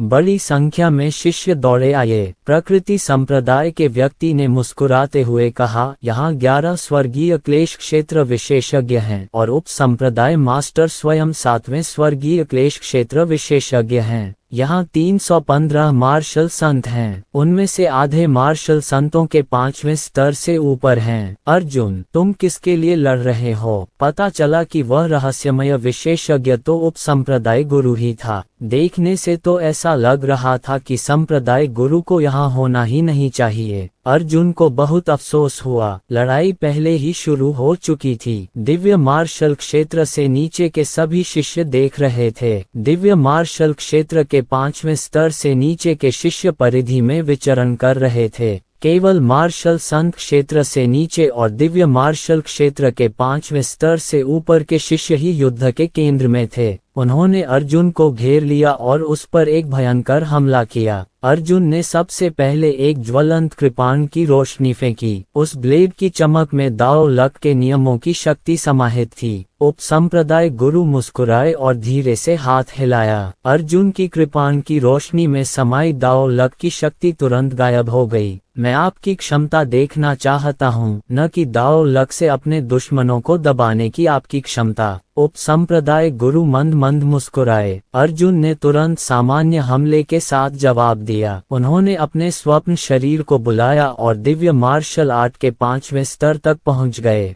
3 छठे स्तर के दिव्य मार्शल शिष्यों ने सामने से हमला किया, जबकि 4 7वें स्तर के दिव्य मार्शल शिष्यों ने पीछे से हमला किया। अर्जुन का पूरा शरीर बिजली की तरह चमक उठा। उसने अपनी कृपाण से वार किया और अपने सामने खड़े 3 शिष्यों से टकरा गया। एक क्षण में बिजली चमक उठी। सैकड़ों मीटर लंबी बिजली की किरणें सभी दिशाओं में चमक उठी, जिससे रात का आकाश जगमगा उठा। ये बिजली की किरणें बिना किसी बाधा के दिव्य मार्शल आर्ट के 5वें स्तर से नीचे के शिष्यों को भेदती थीं। विश्वरक्षक संप्रदाय के सभी बुजुर्ग खड़े हो गए और इस अविश्वसनीय शक्ति को देखकर आश्चर्यचकित हो गए। दिव्य मार्शल आर्ट के 5वें स्तर से नीचे के बाहरी घेरे के शिष्य इस डर से इधर उधर भाग रहे थे कि कहीं वे प्रभावित न हो जाएं। अर्जुन का हमला उन पर बिल्कुल भी लक्षित नहीं था। उमड़ती बिजली की ऊर्जा में कितनी भयानक शक्ति थी। मोर्चे पर दिव्य मार्शल आर्ट के 6ठे स्तर के 3 शिष्यों ने अर्जुन के साथ भिड़ंत की, जिससे वे सभी गतिरोध में खड़े हो गए। बिजली और गरज की तेज चमक से उनके शरीर अचानक सीधे हो गए। सिर्फ आधे सेकंड में वे हिलने डुलने में असमर्थ हो गए।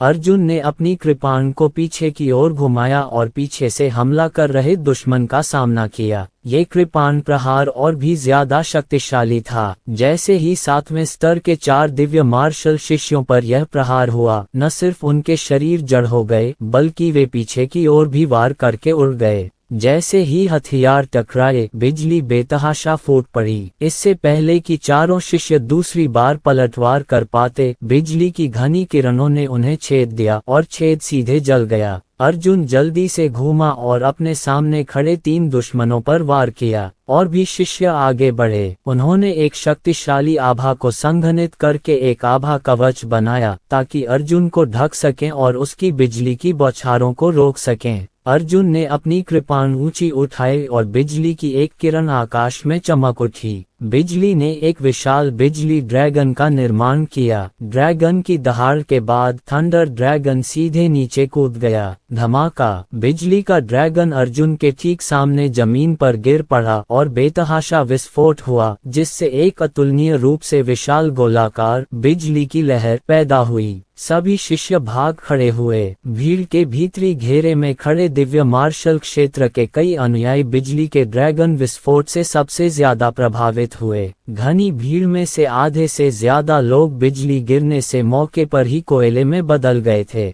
एक ही पल में 70 से अधिक लोग बिजली के झटके से मर गए। जिन लोगों को विशेषज्ञों ने रोक दिया था और जिन्हें सीधे बिजली का झटका नहीं लग सका था, वे भी असहज महसूस कर रहे थे। उनमें से हर एक को गंभीर चोटें आईं और वे पीछे की ओर उड़ गए। बिजली की घनी बिखरी हुई चमक लगातार उनके शरीर में छोटे छोटे खूनी छेद कर रही थी। ये है, प्रकृति संप्रदाय के नेता ने आश्चर्य से पूछा, क्या ये बिजली मेरिडियन इनेट है? हे भगवान, ये बहुत दबंग है। कोई आश्चर्य नहीं कि बाह्य उसे किसी भी हालत में मरना चाहता था। विश्वरक्षक संप्रदाय के उपसंप्रदाय गुरु भी गंभीर हो गए। मजाक कर रहे हो क्या? एक ही वार की ताकत से 70 से ज्यादा दुश्मन मारे गए, जो अर्जुन से 2 लेवल ऊपर थे। यदि ऐसा व्यक्ति निरंतर विकास करता रहे तो क्या यह अधर्म नहीं होगा? इस अवसर का लाभ उठाते हुए अर्जुन मार्शल कलाकारों के समुद्र में तीव्र प्रकाश की किरण में परिवर्तित हो गया, जिसे वापस विस्फोटित किया गया और डिप स्पिरिट बैरियर में प्रवेश किया गया जहां छोटा पक्षी था। उसने तुरंत अपने 2 अवतारों को फैलाया और तेजी से एक त्वरण मुहर बनाई, जिसने उसके विशाल कृपाण को प्रकाश की पूरी गति से दांतेदार बिजली के बल से ढक दिया। नेदर सिल्वर से बनी विशाल कृपाण में अद्भुत शक्ति थी। ये वास्तव में आत्मा संरचना को चीरने में सक्षम थी। प्रकाश की गति से प्रवाहित हो रही बिजली की ऊर्जा लगातार काटती रही। शुद्ध नीदर सिल्वर ब्लेड का स्वर्गीय क्लेश क्षेत्र की दिव्य सूक्ष्म क्यूई द्वारा निर्मित अवरोधक ढाल पर अकल्पनीय प्रभाव पड़ा। अर्जुन द्वारा अवरोध को धीरे धीरे काटा जा रहा था। दृढ़ता से विरोध करो। उपसंप्रदाय गुरु ने अर्जुन के मूर्खतापूर्ण व्यवहार को देखकर अपना सिर हिलाया। फिर वह चिल्लाया, मुझे यह मत बताओ कि हमारे विश्वरक्षक संप्रदाय में कोई भी शिष्य नहीं है जो अर्जुन को हरा सके। मुख्य शिष्य कहाँ हैं? अंततः सफेद वस्त्र पहने शिष्यों का एक समूह रहस्यमय ढंग से प्रकट हुआ और अर्जुन ने उनकी तरफ देखा तक नहीं। वह काटने की गति तेज कर रहा था। 1 सेकंड, 2 सेकंड। आपको मौका मिलने से पहले केवल 3 या 4 सेकंड तक लड़ने की जरूरत है। ये प्रकाश की गति के जाल को छोड़ने का सबसे अच्छा समय था। मुझे तुम्हारा व्यवहार समझ नहीं आ रहा। प्रकृति संप्रदाय का नेता मुस्कुराया और बोला, तुम क्या काट रहे हो? क्या तुम्हारे पास इसे काटने का समय है? अगर तुम इसे काट दोगे तो क्या बच पाओगे? 5 सेकंड। नहीं, मुझे और 5 सेकंड चाहिए। सांप ने अचानक कहा, यह शापित बाधा अपने आप ठीक हो जाएगी। तुम्हें कुछ और सेकंड तक लड़ना होगा। जब तुम प्रकाश जाल छोड़ोगे तो अवरोध अपने आप ठीक हो जाएगा। तुम्हें इस हिस्से को शामिल करना होगा। एक जाल जिसे 10 सेकंड में काटा जा सकता है, उसे पहले से काटने में कम से कम 8 या 9 सेकंड लगेंगे, जिसमें खुद को ठीक करने का समय भी शामिल है। आखिरी 1-2 सेकंड में कोई विशेषज्ञ उसे जरूर रोक देगा। जहाँ तक उन मुख्य शिष्यों का प्रश्न है, वे पहले ही आगे बढ़ चुके थे और उनके पास दिव्य मार्शल आर्ट का 9वां स्तर था। हालांकि उप संप्रदाय गुरु भी किसी भी समय हमला करने के लिए तैयार था। वह अर्जुन को बाधा को काटने से रोकना चाहता था। एक महत्वपूर्ण क्षण में अर्जुन ने नेदर स्पाइडर को बुलाया। जैसे ही ये चीजें सामने आई, उन्होंने कम से कम 1 या 2 सेकंड के लिए विशेषज्ञों का ध्यान आकर्षित किया, जिससे वे अचंभित रह गए। सपने से एक गेंद निकाली गई, गेंद हवा में फट गई और घनी तरह से पैक किए गए नेदर स्पाइडर प्रकट हुए। अध्याय 1457। वे छोटी मकड़ियां नेदर ड्रैगन्स से भी छोटी थीं और वे सकारात्मक नियमों की दुनिया में बहुत कम समय तक रहीं, 3 सेकंड से अधिक नहीं। हालांकि ये पहले से ही काफी डरावना था। जब ये छोटी मकड़ी पहली बार बाहर आई थी तो इंसानों को छूने से पहले ही इसने अंतरिक्ष पर जबरदस्त प्रभाव डाला था। जब कानून विरोधी प्राणी ने सकारात्मक कानून स्थान को छुआ तो इसने तुरंत दोनों पक्षों को एक दूसरे को नष्ट करने के लिए प्रेरित किया, जिससे तेजी से कानून विफलता प्रभाव उत्पन्न हुआ।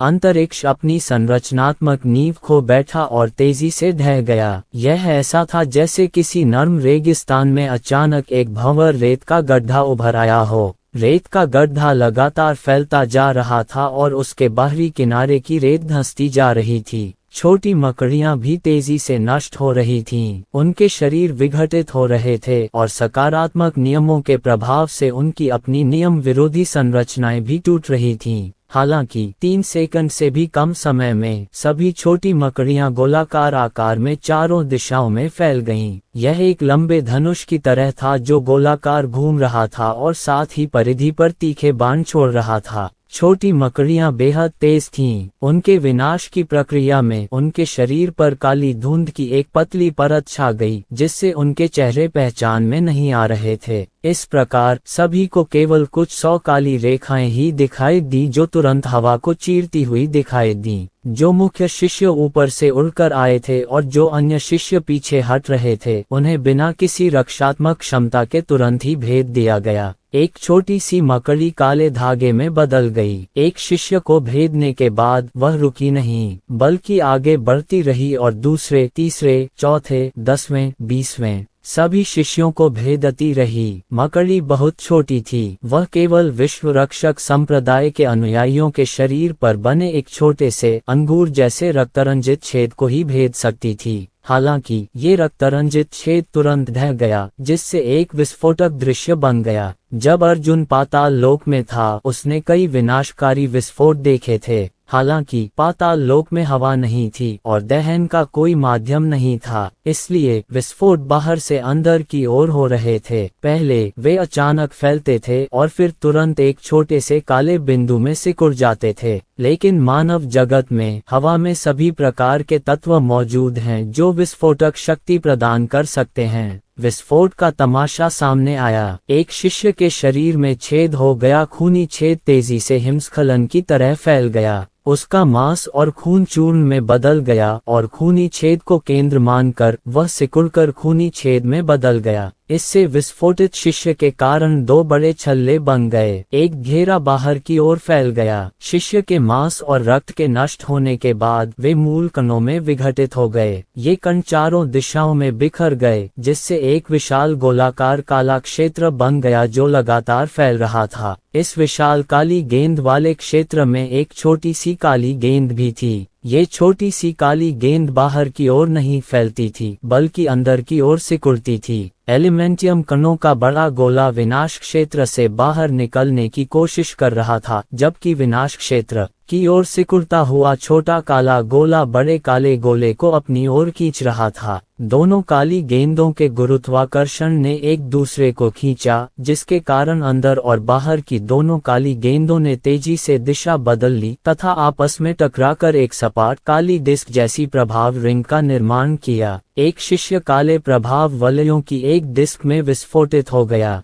हजारों शिष्य विस्फोटित हुए। ये प्रभाव वलय आपस में टकरा रहे थे, एक दूसरे से टकरा रहे थे। ऐसा लग रहा था जैसे दो पत्थर एक साथ पानी में फेंके गए हों। दो गोलाकार लहरें फैलने की प्रक्रिया में आपस में टकरा रही थीं, जिससे और भी बड़ी प्रभाव तरंगें उत्पन्न हो रही थीं। इन हजारों टकरावों का असर बहुत भयानक था, यहाँ तक कि जिन शिष्यों में मकड़ी नहीं घुसी थी वे भी इन तरंगों से खींच गए, टुकड़े टुकड़े हो गए और शुद्ध मूल कणों में चूर हो गए। पूरी प्रक्रिया का विवरण बहुत ही विस्तृत और श्रम साध्य था, लेकिन इसमें लगने वाला समय बहुत कम था। ये लगभग पल भर में ही पूरा हो गया। जीशी संप्रदाय के बुजुर्गों की नजर में सैकड़ों काली रेखाएं निकलती दिखाई दी और एक असीम और अजीब लहर सी उभर आई। इसके तुरंत बाद सभी शिष्य चूर्ण चूर्ण हो गए। मार्शल संत क्षेत्र और उससे ऊपर के बुजुर्गों के पास भी दाओ लक की शक्ति थी। ये दुनिया सकारात्मक नियमों की दुनिया थी। दुनिया और छोटी मकड़ी एक दूसरे को बुझा देते थे। जब विलुप्त छोटी मकड़ी बड़ों से टकराती तो बड़ों का दाओ लक उसे नष्ट कर देता। इस वजह से बड़ों से टकराते ही वह छोटी मकड़ी दुनिया से गायब हो गई। इसके विपरीत बड़ों को कोई नुकसान नहीं पहुंचा। ये समय पर निर्भर करता था। अगर छोटी मकड़ी को और समय दिया जाता, भले ही उसे कुछ सेकंड और दिए जाते, तो भी वे बुजुर्ग गिर जाते और छोटी मकड़ी में समा जाते, ठीक वैसे ही जैसे अर्जुन ने देखे विशाल भृंग। इस प्रक्रिया के दौरान सभी बुजुर्ग हैरान रह गए। 3 लाख पीछा करने वालों की संख्या बढ़कर 3.5 लाख हो गई थी। अभी भी कई धीमे मार्शल कलाकार इस ओर उड़ रहे थे, लेकिन आकाश में पीछा करने वालों ने इस दुर्लभ और शानदार नज़ारे को देखा था। अर्जुन अभी भी अवरोध को पार कर रहा था और उन छोटे मकड़ियों ने उसे 2 सेकंड से थोड़ा अधिक समय दे दिया था। जहां तक बाधा में कटौती का सवाल है, केवल एक पतली परत ही बची थी। हे भगवान, यह क्या बकवास है? प्रकृति संप्रदाय का नेता सदमे में चिल्लाया। क्योंकि समय बहुत कम था, इसलिए उसने अपनी आश्चर्यचकित अभिव्यक्ति भी व्यक्त नहीं की थी। विश्वरक्षक संप्रदाय का उपसंप्रदाय प्रमुख सबसे निर्णायक था। छोटी मकड़ी के प्रकट होने से पहले ही एक परम विशेषज्ञ होने के नाते उसने अपनी शक्तिशाली छठी इंद्रिय से अपने जीवन पर खतरे का आभास कर लिया था। उसने किया। जैसे ही छोटी मकड़ी का विस्फोट समाप्त हुआ, एक तेज उंगली अर्जुन की ओर बढ़ी। अर्जुन के निचले रजत कृपाण के साथ 7वें स्वर्गीय क्लेश विशेषज्ञ का हमला अभी भी अजेय था। ये कृपाण ज्यादा से ज्यादा 5वें स्वर्गीय क्लेश चरण से नीचे के हमलों को ही रोक सकता था। हालांकि ये केवल कुछ ऐसा था जिसे सैद्धांतिक रूप से अवरुद्ध किया जा सकता था, लेकिन भले ही यह स्वर्गीय क्लेश चतुर्थ चरण का विशेषज्ञ था जिसने अर्जुन को एक उंगली बल दिया था, अर्जुन ने अभी भी इसे अवरुद्ध करने के लिए विशाल कृपाण का उपयोग करने की हिम्मत नहीं की, क्योंकि उसे प्रभाव पर विचार करना था। यह ऐसा था जैसे कोई योद्धा ढाल उठाए और कोई दूसरा व्यक्ति हथौड़े से उस पर वार कर दे। ढाल पकड़े हुए व्यक्ति को झटके से सुन्नापन महसूस हो रहा था। स्वर्गीय क्लेश क्षेत्र विशेषज्ञ का हमला विशाल कृपाण को नष्ट करने में असमर्थ था, लेकिन इसका प्रभाव अर्जुन के शरीर में संचारित होने पर उसे चकनाचूर कर सकता था। हालांकि ये सब अर्जुन की उम्मीदों के अनुरूप था। बिना किसी हिचकिचाहट के उन्होंने विनाशक ढाल खड़ी कर दी जो केवल 3 सेकंड तक ही टिक सकी। अर्जुन के शरीर के बाईं ओर एक अंडाकार काली ढाल दिखाई दी। उपसंप्रदाय गुरु की उंगली के बल से काली ढाल टकराने के बाद वास्तव में कोई बड़ा विस्फोट नहीं हुआ। इसके बजाय उन्होंने एक दूसरे को रद्द कर दिया। काली ढाल तुरंत गायब हो गई और उपसंप्रदाय मास्टर की उंगली की शक्ति भी तुरंत गायब हो गई, जैसे कि दोनों कभी दुनिया में दिखाई नहीं दिए थे। इस बार अर्जुन के पास प्रकाश जाल की गति का उपयोग करने के अलावा कोई विकल्प नहीं था। वह अचानक विपरीत दिशा में आगे बढ़ा और जब उसने विनाशक ढाल स्थापित की तब मुहर पूरी हो गई। प्रकाश की गति से आगे बढ़ते हुए और शून्य दिव्य बिजली की शक्ति से अंतरिक्ष को अलग करते हुए अर्जुन तुरंत उससे टकराया। 1 सेकंड के 100वें हिस्से में या सेकंड के 1000वें हिस्से में भी वह थोड़े समय के लिए अतिवेग क्षेत्र में प्रवेश कर गया। सापेक्ष रूप से कहें तो सेकंड का ये 1000वां हिस्सा समय के नियमों के विरोधाभासों के कारण बहुत लंबा हो गया था, जिससे अर्जुन को 5 से 6 सेकंड का मौका मिल गया। पूरी दुनिया रुक गई। बुजुर्गों ने अपनी आक्रामक मुद्रा बनाए रखी। उपसंप्रदाय के गुरु ने अपनी दूसरी उंगली की शक्ति को संघनित करना शुरू कर दिया था। प्रकृति संप्रदाय के बुजुर्ग अचंभित थे और नेता के चेहरे पर बहुत उलझन थी। अर्जुन ने कटौती जारी रखी। अध्याय 1458। निश्चित रूप से, जैसा कि सर्प ने अनुमान लगाया था, जब अर्जुन ने प्रकाश जाल की गति का उपयोग किया तो शापित बाधा स्वयं ही ठीक होने लगी। सौभाग्य से अर्जुन ने कुछ और सेकंड खरीद लिए थे और प्रकाश की गति का उपयोग करके उसे समय रोक देना अवरोध को तोड़ने के लिए पर्याप्त था।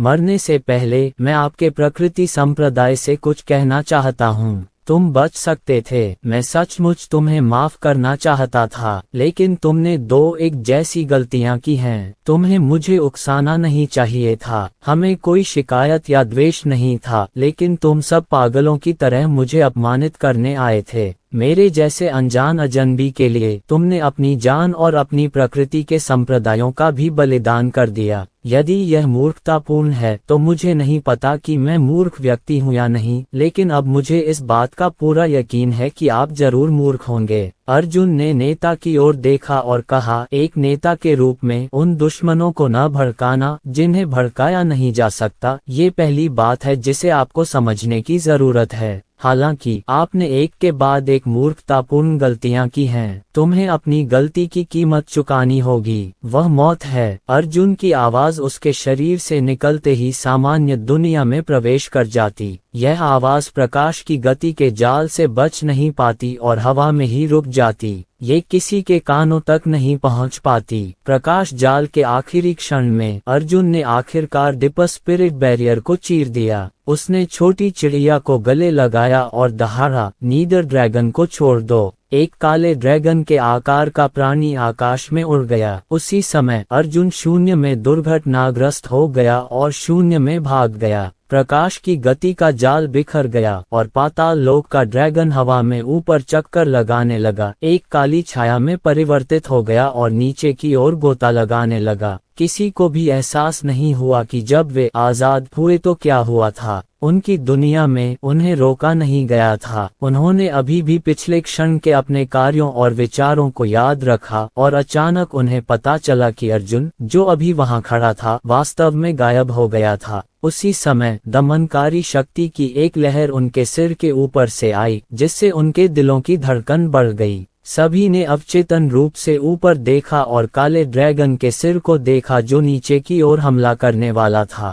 अर्जुन ने जो शब्द पहले कहे थे वे भी पुनः स्वतंत्र हो गए थे और सभी के कानों तक पहुंच गए थे और प्रकृति संप्रदाय के नेता ने भी उन्हें सुना था। नेदर ड्रैगन को देखने और उसकी भयानक शक्ति को महसूस करने के बाद हर कोई जानता था कि अगले ही पल क्या होने वाला है। उनके पास इतना समय भी नहीं था कि वे अपने दिलों में डर पैदा कर सकें, लेकिन सभी के चेहरे पर भ्रम की स्थिति थी। केवल प्रकृति संप्रदाय के नेता ने एक लंबी सांस ली और कहा, मैं हार गया हूँ। मैं इस बार पूरी तरह से हार गया हूँ। प्रकृति के संप्रदाय के पास करने को बहुत सारे बड़े काम थे और उन्हें अभी भी बाई कबीले की सहायता करने का काम सौंपा गया था। वे एक ऐसा अद्भुत कारनामा कर सकते थे जिससे दुनिया दंग रह जाती। हालांकि वे अभी भी अर्जुन को एक पागल कुत्ते की तरह पकड़े हुए थे और उसे काटने के बाद भी उसे छोड़ने से इनकार कर रहे थे। हालांकि वे नहीं जानते थे कि अर्जुन एक पागल कुत्ता था, उनसे 10,000 गुना अधिक पागल। ऐसे अप्रासंगिक व्यक्ति के लिए उन्होंने न केवल विश्व रक्षक संप्रदाय में अपना जीवन दांव पर लगाया, बल्कि उन्होंने प्रकृति संप्रदाय के भविष्य के लिए भी अपना जीवन दांव पर लगा दिया। ऐसा निरर्थक आत्मघाती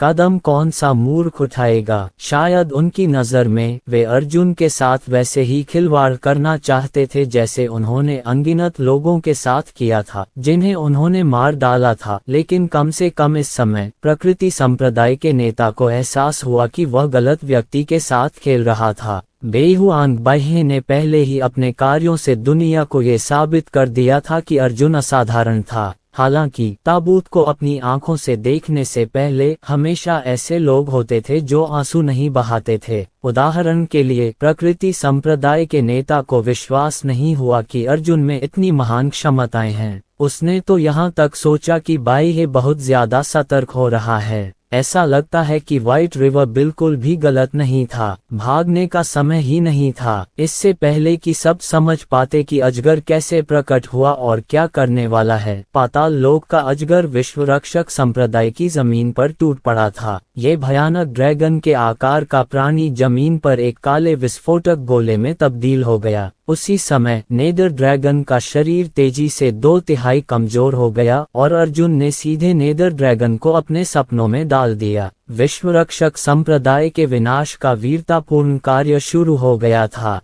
काली गेंद में अतुलनीय रूप से भयानक मात्रा में प्रति नियम शक्ति समाहित थी। वह अत्यधिक शक्तिशाली थी। वह एक छोटी सी मकड़ी की तरह धनात्मक नियम में विलीन नहीं हुई, बल्कि उसने विस्फोट के आरंभिक चरणों में ही धनात्मक नियम को निगल लिया। इस विशाल काली गेंद में भाग लेने वाले सभी संप्रदाय के शिष्य, सभी संप्रदाय के बुजुर्ग, उप संप्रदाय के गुरु सहित और प्रकृति संप्रदाय के सभी सदस्य समा गए। वाइस सेक्ट लीडर, जो स्वर्गीय क्लेश के 7वें स्तर जितना शक्तिशाली था, इस विशाल गेंद की विनाशकारी शक्ति के 1 सेकंड के 10वें हिस्से से भी कम समय में सबसे बुनियादी एलिमेंटियम कणों में कुचल दिया गया। 1 सेकंड के 10वें हिस्से से भी कम समय में विश्व को बचाने वाला संपूर्ण संप्रदाय नष्ट हो गया था और वहां कोई जीवन नहीं बचा था। लेकिन विस्फोट अभी भी जारी है। जैसे ही काली गेंद तेजी से फैली, उसने अंतरिक्ष को नष्ट कर दिया, जिससे एक काला क्षेत्र बना जो आकार में काली गेंद के समान था लेकिन थोड़ा बड़ा था। ये काला क्षेत्र शुद्ध शून्य था, जबकि काली गेंद स्वयं एक कानून विरोधी शक्ति थी और यह अभी भी फैल रही थी। एंटी लॉस ब्लैक बॉल अंतरिक्ष को निगलती रही, उसे कांच के टुकड़ों में तोड़ती रही। ये टुकड़े बड़े बड़े हिस्सों में गिरते रहे और लगातार ब्लैक बॉल में समाते रहे।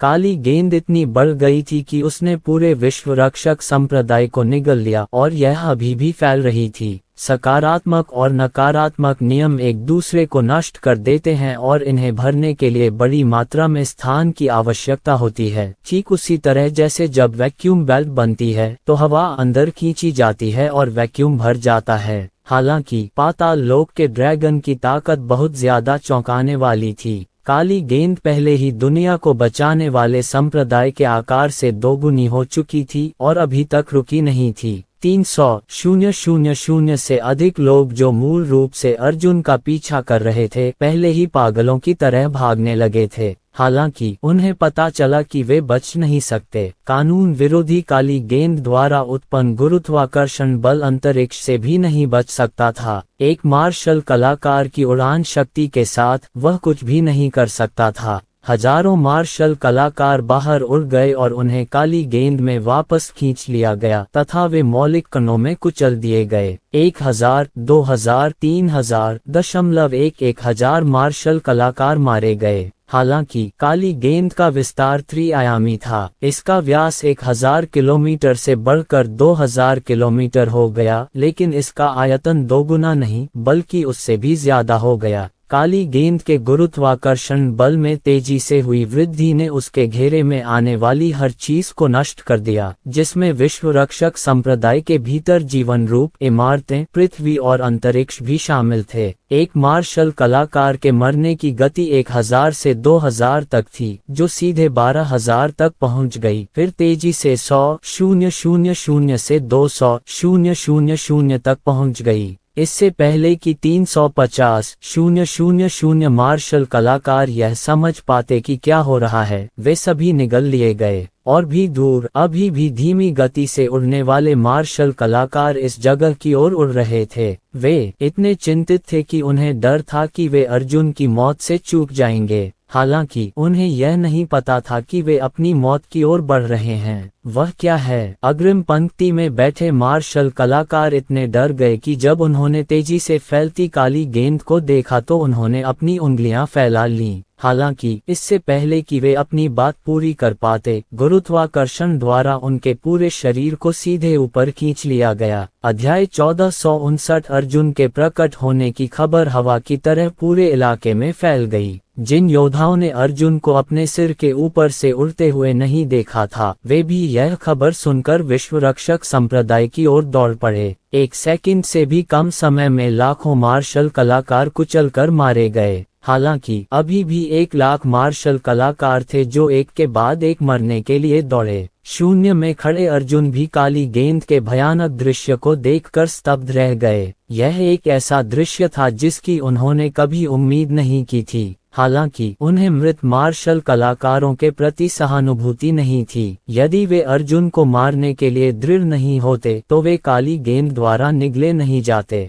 केवल वे लोग जो अर्जुन को मारना चाहते थे उसका पीछा करते और ब्लैक बॉल द्वारा मारे जाते। जहां तक उन लोगों का सवाल है जो उसे मारना चाहते थे, अर्जुन को उन पर दया तो आई, लेकिन उसने उनसे सहानुभूति नहीं जताई। काली गेंद अभी भी फैल रही है। ऐसा लगता है कि वह काली गेंद रुकने में सक्षम नहीं है। अर्जुन की अभिव्यक्ति गंभीर थी। सर्प ने कहा, जैसा कि मैंने कहा, इस शक्ति को छोड़ने के परिणाम अकल्पनीय हैं। इससे पूरी दुनिया का विनाश भी हो सकता है। काली गेंद का विस्तार 1 और 1 और 1 का विस्तार नहीं है, बल्कि 2 गुना 2, 4 गुना 4 तथा 16 गुना 16 की वृद्धि दर है। यदि संकुचित स्थान काली गेंद की विस्तार गति के साथ तालमेल नहीं बिठा पाता है तो न केवल काली गेंद नष्ट नहीं होगी बल्कि उसका विस्तार और भी अधिक हो जाएगा। इसने सकारात्मक नियम के पदार्थ को नष्ट कर दिया, लेकिन यह सकारात्मक नियम में विलीन भी हो गया। इसका कारण यह है कि पाताल लोक का ड्रैगन बहुत शक्तिशाली है।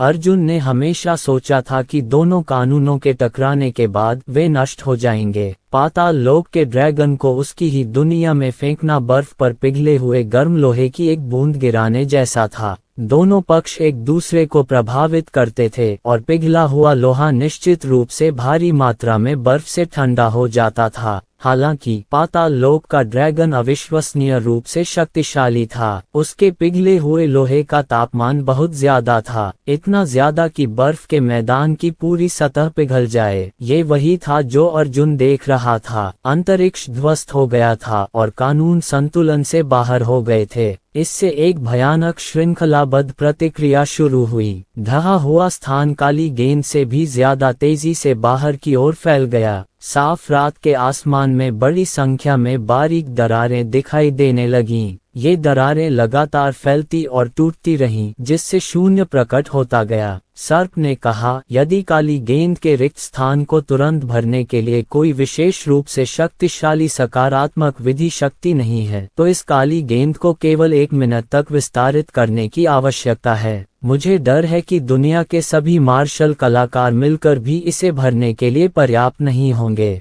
यह इस ग्रह को निगल जाएगा, लेकिन इसका विस्तार जारी रहेगा और यहाँ तक कि यह पूरे ब्रह्मांड को निगल जाएगा। अर्जुन को ठंडा पसीना आ गया। ये नेदर ड्रैगन की शक्ति नहीं थी। नेदर ड्रैगन किसी विमान को नष्ट करने में असमर्थ था। ये सकारात्मक और नकारात्मक नियमों के खेल से उत्पन्न एक अजीबोगरीब दृश्य था। नेदर ड्रैगन तो बस एक फ्यूज था। अगले ही मिनट में 6 सम्राटों की दुनिया का अस्तित्व समाप्त हो जाएगा। अर्जुन ने ठंडी सांस ली। हे भगवान, मैंने क्या किया? इस समय पूरा आकाश जलने लगा। आग की लपटें आसमान को ढक रही थीं। यह कोई साधारण पीली लौ नहीं थी, न ही नीले रंग की, बल्कि यह एक सफेद लौ थी। ये वैसी ही सफेद लौ थी जैसी उसने सीधे सूरज की ओर देखने पर देखी थी। दक्षिणी सम्राट। अर्जुन ने उसे तुरंत पहचान लिया। उसने दक्षिणी सम्राट को एक बार देखा था और वे लपटें दक्षिणी सम्राट के आभामंडल के उतार चढ़ाव थे। आकाश में लपटें अचानक एक बंदूक में बदल गईं। लंबा भाला सीधे काली गेंद के केंद्र में घुस गया, जिससे पूरी काली गेंद वहीं धंस गई। स्वर्गीय क्लेश 9 महान विशेषज्ञों का धर्मी कानून दाओ लक ने काली गेंद के अंत से पहले ही उसके केंद्र पर सटीक प्रहार किया था। भाला तुरंत ही ढह गया और काली गेंद ने उसे खा लिया। पर्याप्त नहीं, आसमान फिर से जलने लगा और दूसरा भाला भी नीचे गिरा।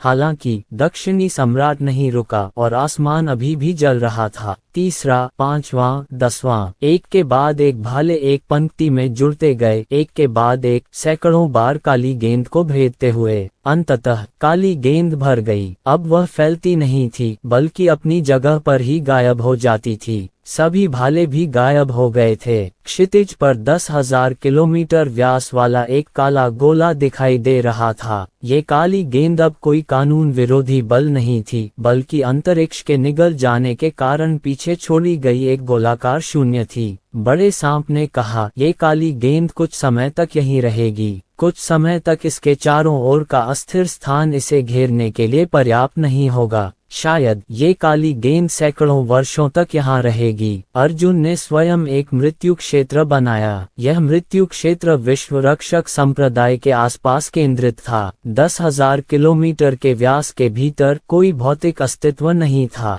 जो भी काली गेंद में प्रवेश करेगा उसे तुरंत अंतहीन शून्य में फेंक दिया जाएगा। अब जाने का समय हो गया है, जल्दी करो और भागो। बड़े सांप ने कहा। अर्जुन ने उस छोटे पक्षी को अपनी बाहों में भर लिया और तुरंत प्रकाश की किरण में बदल गया और अंतहीन जंगल की ओर दौड़ पड़ा। तुम बहुत निर्दयी हो। पूर्वी क्षेत्र में तुम्हारा टिकट मेरे टिकट से करोड़ों गुना ज्यादा निर्दयी है। बड़े सांप ने डरते हुए कहा। पूर्वी क्षेत्र में सर्प ने मनुष्यों का विनाश जारी रखा। हालांकि इस बार अर्जुन ने जो किया उससे लगभग पूरा विमान नष्ट हो गया। हालांकि अर्जुन अभी भी उस वाक्य से डरता था, लेकिन उसे इसका पछतावा नहीं था। लिटिल स्पैरो को बचाने के लिए यदि वह ऐसा दोबारा कर सके तो वह बिना किसी हिचकिचाहट के नेदरवर्ल्ड ड्रैगन को छोड़ देगा। केवल 3 दिनों में विश्व रक्षक संप्रदाय के विनाश की खबर पूरे दक्षिणी सम्राट महाद्वीप में फैल गई और तेजी से अन्य महाद्वीपों में भी फैल गई। एक सुपर संप्रदाय रातों रात गायब हो गया और अपने पीछे एक अछूत मृत्यु क्षेत्र छोड़ गया। ये खबर इतनी भयावह थी कि इसकी कल्पना करना भी मुश्किल था।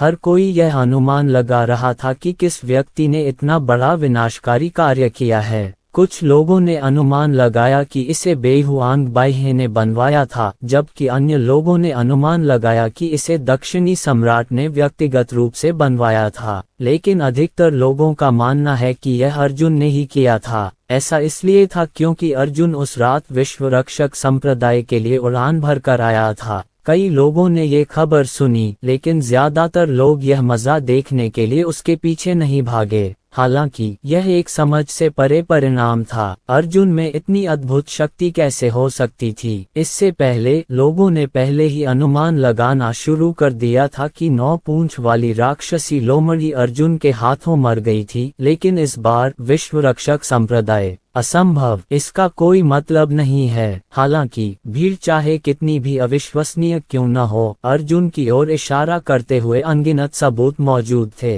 दक्षिणी सम्राट ने कोई रुख नहीं दिखाया। इस बार उन्होंने खुद विनाश की विपत्ति का अंत किया, लेकिन आश्चर्यजनक रूप से वे चुप रहे। प्रारंभिक दौर में लोग सदमे में आ गए, घबरा गए और एक नया विचार विकसित कर लिया। क्या अर्जुन का पीछा करना बुद्धिमानी थी? बहुत से लोग डरने लगे, लेकिन सौभाग्य से उन्होंने इसमें भाग नहीं लिया। लेकिन मानव स्वभाव की जिज्ञासा भी समस्त मानव जाति के विनाश का कारण बनने वाले कारकों में से एक थी। ये डर 10 दिन से भी कम समय में फिर से बदल गया। अब बात ये हो गई कि उसे अर्जुन को उकसाना चाहिए या नहीं। अब बात ये हो गई कि अर्जुन ने ऐसा कैसे किया। अगर मैं अर्जुन को पकड़ लूं तो क्या मैं उसकी क्षमता सीख सकता हूं? लोग बाघों से डरते तो थे, लेकिन उनके प्रति जिज्ञासा भी रखते थे। भले ही इंसान अपनी जान गंवाते रहे, फिर भी उन्हें ये जानना था कि बाघ कैसे दिखते हैं और कितने शक्तिशाली होते हैं। अध्याय 1460 अर्जुन के महान विश्लेषण की अवधि ने दूसरे शिखर का सूत्रपात किया। अर्जुन ने ये कैसे किया? उसकी सामान्य क्षमता इतनी अतिरंजित और आश्चर्यजनक क्यों नहीं थी? यदि वह वास्तव में इतना शक्तिशाली था तो उसने सीधे बाई कबीले को क्यों नहीं मार डाला और बाई हे को क्यों नहीं मार डाला? निश्चित रूप से उसके पास इस प्रकार की क्षमता नहीं थी, या यदि थी भी तो उसके लिए इसका सहज उपयोग करना बहुत कठिन होता। चूंकि इस क्षमता के उपयोग पर प्रतिबंध हैं, इसलिए हमारे पास इसके उपयोग के लिए पर्याप्त स्थान है। जो लोग नहीं जानते थे उन्हें नहीं पता था कि अर्जुन ने क्या किया था। हालांकि अंदरूनी लोग बहुत स्पष्ट थे, जैसे कि दक्षिणी सम्राट, उत्तरी सम्राट, दानव सम्राट इत्यादि। वे पाताल लोक में गए थे और विनाश की घटना से बहुत परिचित थे। दक्षिणी सम्राट को साफ पता था कि अर्जुन ने विश्व रक्षक संप्रदाय का नाश नहीं किया था, लेकिन उन्होंने ये खबर नहीं सुनाई। शायद उनके अपने विचार थे। दानव सम्राट तो और भी स्पष्ट था, उसने ही अर्जुन को पाताल लोक भेजा था। वह बहुत खुश था। वह जानता था कि अर्जुन न केवल जीवित लौटी है, बल्कि उसे अकल्पनीय सहायता भी मिली है। शायद वह सचमुच ऐसा कर सकता है। काली तीक्ष्ण दानव गुफा में दानव सम्राट गहन विचार में डूबा हुआ प्रतीत हो रहा था जब उसने कहा, शायद उसके पास सचमुच महीने की शुरुआत देखने की, या यहाँ तक कि महीने की शुरुआत के लिए राजी करने की क्षमता है। यह एक ऐसा आदमी है जो चमत्कार करने में माहिर है। इस बार मैं उस पर भरोसा करने का फैसला करता हूँ। अर्जुन को तो ये भी नहीं पता था कि बाहरी लोग इसके बारे में क्या क्या बातें करते हैं। इस समय वह असीम जंगल में ट्रैकिंग कर रहा था। लिटिल स्पैरो का हाथ पहले ही उसके द्वारा वापस ले लिया गया था और वह 9 शुद्धता ब्रह्मांड तकनीक से पूरी तरह से ठीक हो गया था। महीने की शुरुआत में उसे पता नहीं था कि वह कहाँ है, लेकिन उसकी यात्रा का लक्ष्य बिल्कुल स्पष्ट था। सबसे पहले उसने अनंत वन में विश्व संहारक दिव्य बिजली को पाया और उसे अवशोषित कर लिया। यदि उसकी साधना का आधार और बेहतर हो जाए तो वह महीने की शुरुआत का पता लगाने में सक्षम हो जाएगा। ये कितनी दूर है? अर्जुन ने पूछा। सांप ने कहा, आगे बढ़ते रहो, ये लगभग 10 लाख मील दूर होगा। अनंत वन कोई साधारण जगह नहीं थी। अर्जुन इतना घमंडी नहीं था। वह यहाँ केवल बेधड़क, बेहद तेज गति से लगातार पहाड़ों पर चढ़ते और पानी में पैर रखते हुए उड़ सकता था। रात में अर्जुन ने एक अलाव जलाया और एक गाय का पैर भून लिया। छोटा पक्षी कैंप फायर के पास बैठा था। उसके बाएं हाथ में एक बड़ा हरा कीड़ा था और दाहिने हाथ में भी एक बड़ा हरा कीड़ा था। वह खुशी से कुछ चबा रहा था। अर्जुन ने उसकी ओर न देखने की कोशिश की ताकि उसकी भूख प्रभावित न हो। मैं तुम्हें नहीं खा सकती, ये बहुत स्वादिष्ट है। छोटी चिड़िया ने हरे कीड़े का आधा हिस्सा उठाया और अर्जुन को दे दिया। अर्जुन ने प्यार से पक्षी के सिर पर मुलायम फर रगड़ा और कहा, इसे खाओ, ये पूरी तरह तुम्हारा है। छोटी गौरैया ने एक क्षण सोचा और अर्जुन के लिए कुछ निकाला। ये चीज देखकर अर्जुन की नजर सीधी हो गई। यही वो काली किताब थी जिसे बिल्ली जैसे चेहरे वाली औरत भी ढूंढ रही थी। झांग हायुए ने वेलुरियम संप्रदाय से काली किताब चुराने के बाद उसे फिर से खो दिया। नन्हा गौरैया, जो सिर्फ 30 सेंटीमीटर लंबा था, एक मोटी किताब उठाए हुए था जो उससे भी ज्यादा लंबी थी। उसे पता ही नहीं चला कि उसने उसे कहाँ निकाल लिया। हे भगवान, ये तुम्हें कहाँ से मिली? अर्जुन ने काली किताब छीन ली और चिल्लाया, तुमने इसे चुराया। छोटी चिड़िया ने कीड़े को कुतरते हुए कहा, मेरे बुरे आदमी को पकड़ो और उससे मेरी किताब चुरा लो। अर्जुन जोर से हंसा। बहुत दिनों बाद झांग हायू की किताब सचमुच छोटी चिड़िया ले गई थी। कोई आश्चर्य नहीं कि झांग हायू ने कहा कि काली किताब बेवजह गायब हो गई थी। बिल्ली जैसे चेहरे वाली औरत पूरी रात उसे ढूंढती रही थी और लिटिल स्पैरो के हाथों में पड़ गई थी। पहले तो अर्जुन ने सोचा कि यह काली किताब की एक विशेष विशेषता है और यह अपने आप गायब हो जाएगी। तुम्हें क्या लगता है ये क्या है? अर्जुन ने उसके हाथ में काली किताब को देखा और पूछा। सांप ने कहा, मुझे नहीं पता, ये चीज जीवन को खाने की कोशिश कर सकती है। मुझे डर है कि यह कोई अशुभ बात है। काली किताब के पन्ने पर कोई लिखावट नहीं थी। अर्जुन को नहीं पता था कि किताब किस चीज से बनी है। वह निश्चित रूप से कागज नहीं था। किताब की बनावट त्वचा जैसी थी, लेकिन नाजुक नहीं थी। अर्जुन ने उसे जोर से चुटकी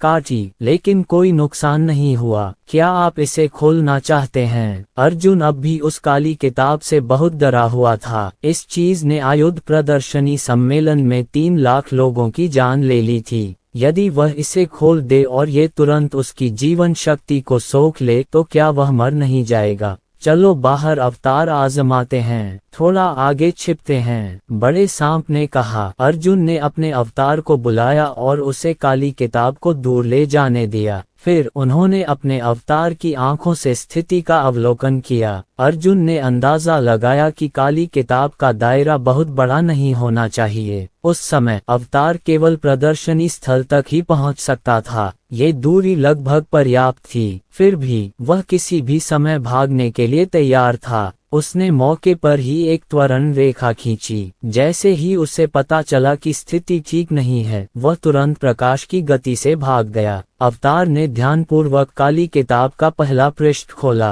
अर्जुन बहुत घबराया हुआ था, हालांकि कुछ नहीं हुआ। बाहर वाला अवतार भी ठीक था। क्या ऐसा हो सकता है कि हम गलत दिशा में सोच रहे हैं? अर्जुन ने अवतार को पुस्तक की सामग्री पढ़ने देने से पहले एक क्षण के लिए सोचा। पहले पृष्ठ पर केवल 3 बड़े शब्द थे, हुआक्सिया कैलेंडर। अर्जुन ने दूसरा पृष्ठ खोलने से पहले एक क्षण सोचा। दूसरे पन्ने पर और भी शब्द थे। वे पहले ही मुख्य पाठ में शामिल हो चुके थे, लेकिन अर्जुन को पता चला कि ये शब्द न तो कोई मंत्र थे, न ही कोई दस्तावेज, बल्कि ये तो डायरी के नोट्स जैसे थे। लेख की शुरुआत में उन्होंने एक छोटे लड़के के दृष्टिकोण से उसके दैनिक जीवन को दर्ज किया। ये देखा जा सकता था कि इस छोटे लड़के ने जिस ब्रश से लिखा था, वह किसी कठोर हंस के पंख से नहीं लिखा था। लिखावट थोड़ी कोमल और अपरिपक्व थी। आज मेरे पिता ने मुझे मार्शल आर्ट्स प्रैक्टिस हॉल में बुलाया है। मैं पहले ही बॉडी टेम्परिंग के 9वें स्तर में प्रवेश कर चुका हूं और मैं ज़ियानटियन क्षेत्र के पहले स्तर पर आगे बढ़ने वाला हूं।